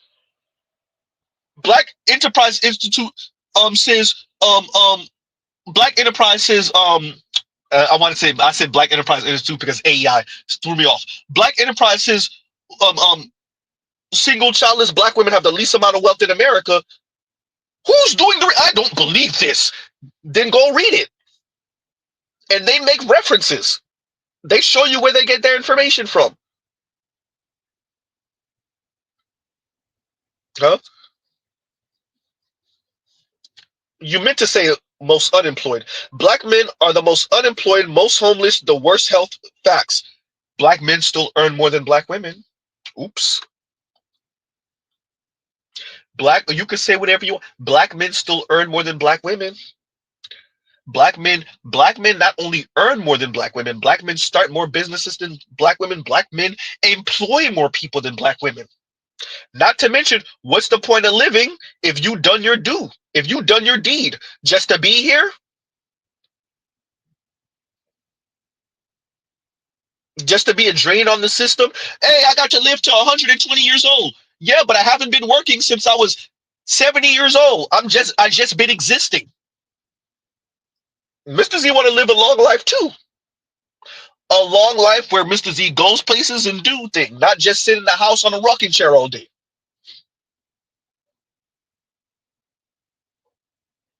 Great. Black women outlive black men. Okay, fine. Z, you still there? Z still here? Okay, fine. Black women outlive black men. Cool. Who start more businesses? Who earns more money? Ooh, goddamn. Who has more wealth? Who employs more people, contribute to the society? Ah. Huh? Okay, black women outlive black men. And who's more of a drain on the system? Ooh. Especially if we don't count the incarcerated black men, who's a more drain on the system? Ooh. Just saying.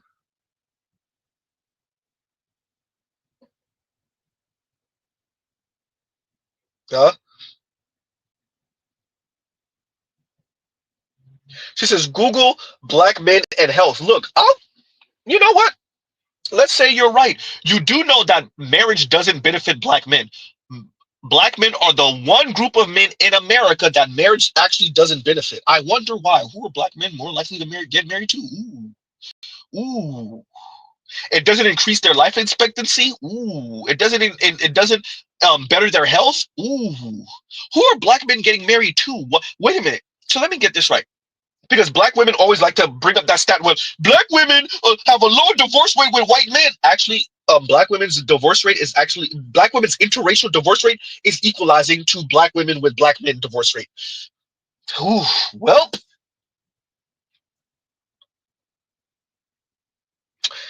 you might want to stop Mr. Z was going to say while you ahead, but you're not. She says, men generally make more than women, so what? Don't matter if you earn more money if your health has you dying in your 40s. If you're in a community full of women that act like black women, why wouldn't you be dying in your 40s? If you surround yourself with misandrous women, anti-black man, black women who demand that the black community be a matriarchy if you want to be kind, a gynocracy if you want to be accurate women. Yeah. If you're surrounded by this, then why wouldn't you? Well, look, for me, it has never really been about black man or man. It's been about men. You know, there's this myth out there that black men can't handle being spoken to, you know, and told what to do by black women. Black men come from our bodies. So black men have black mothers. So they're used to having these conversations with women. The matriarchy is you know? strong with the black It is community. very strong. Yeah. Conversations with women. The matriarchy is You know? strong with the black It is community. very strong. Yeah. The matriarchy is You know? strong with the black It is community. very strong. Yeah. Told you. I told you. I told you. Yeah. The matriarchy is very strong in the black community. Yeah. And we wonder why so many young black men are dating and marrying out and having mixed children. Okay, there's that. And we wonder, as you said, we're going off of what you said, why black men are dying in their 40s. Going off of what you said, fine, we'll let you go. Just saying. Anyway, what was that background Mr. Z had up again? What does that word say? Ooh, accountability. Yeah. Anyway, okay, y'all, look, Mr. Z got things to do. And we will pause right here. I think we've proven our point. Outliers are doing way too much talking. Anyway, we will pause right here.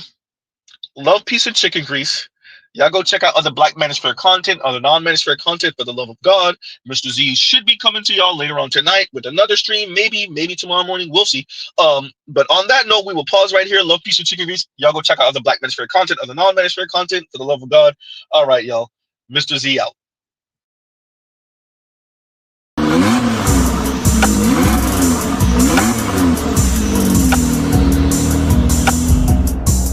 You are now listening to Mr. Z Blackneffect.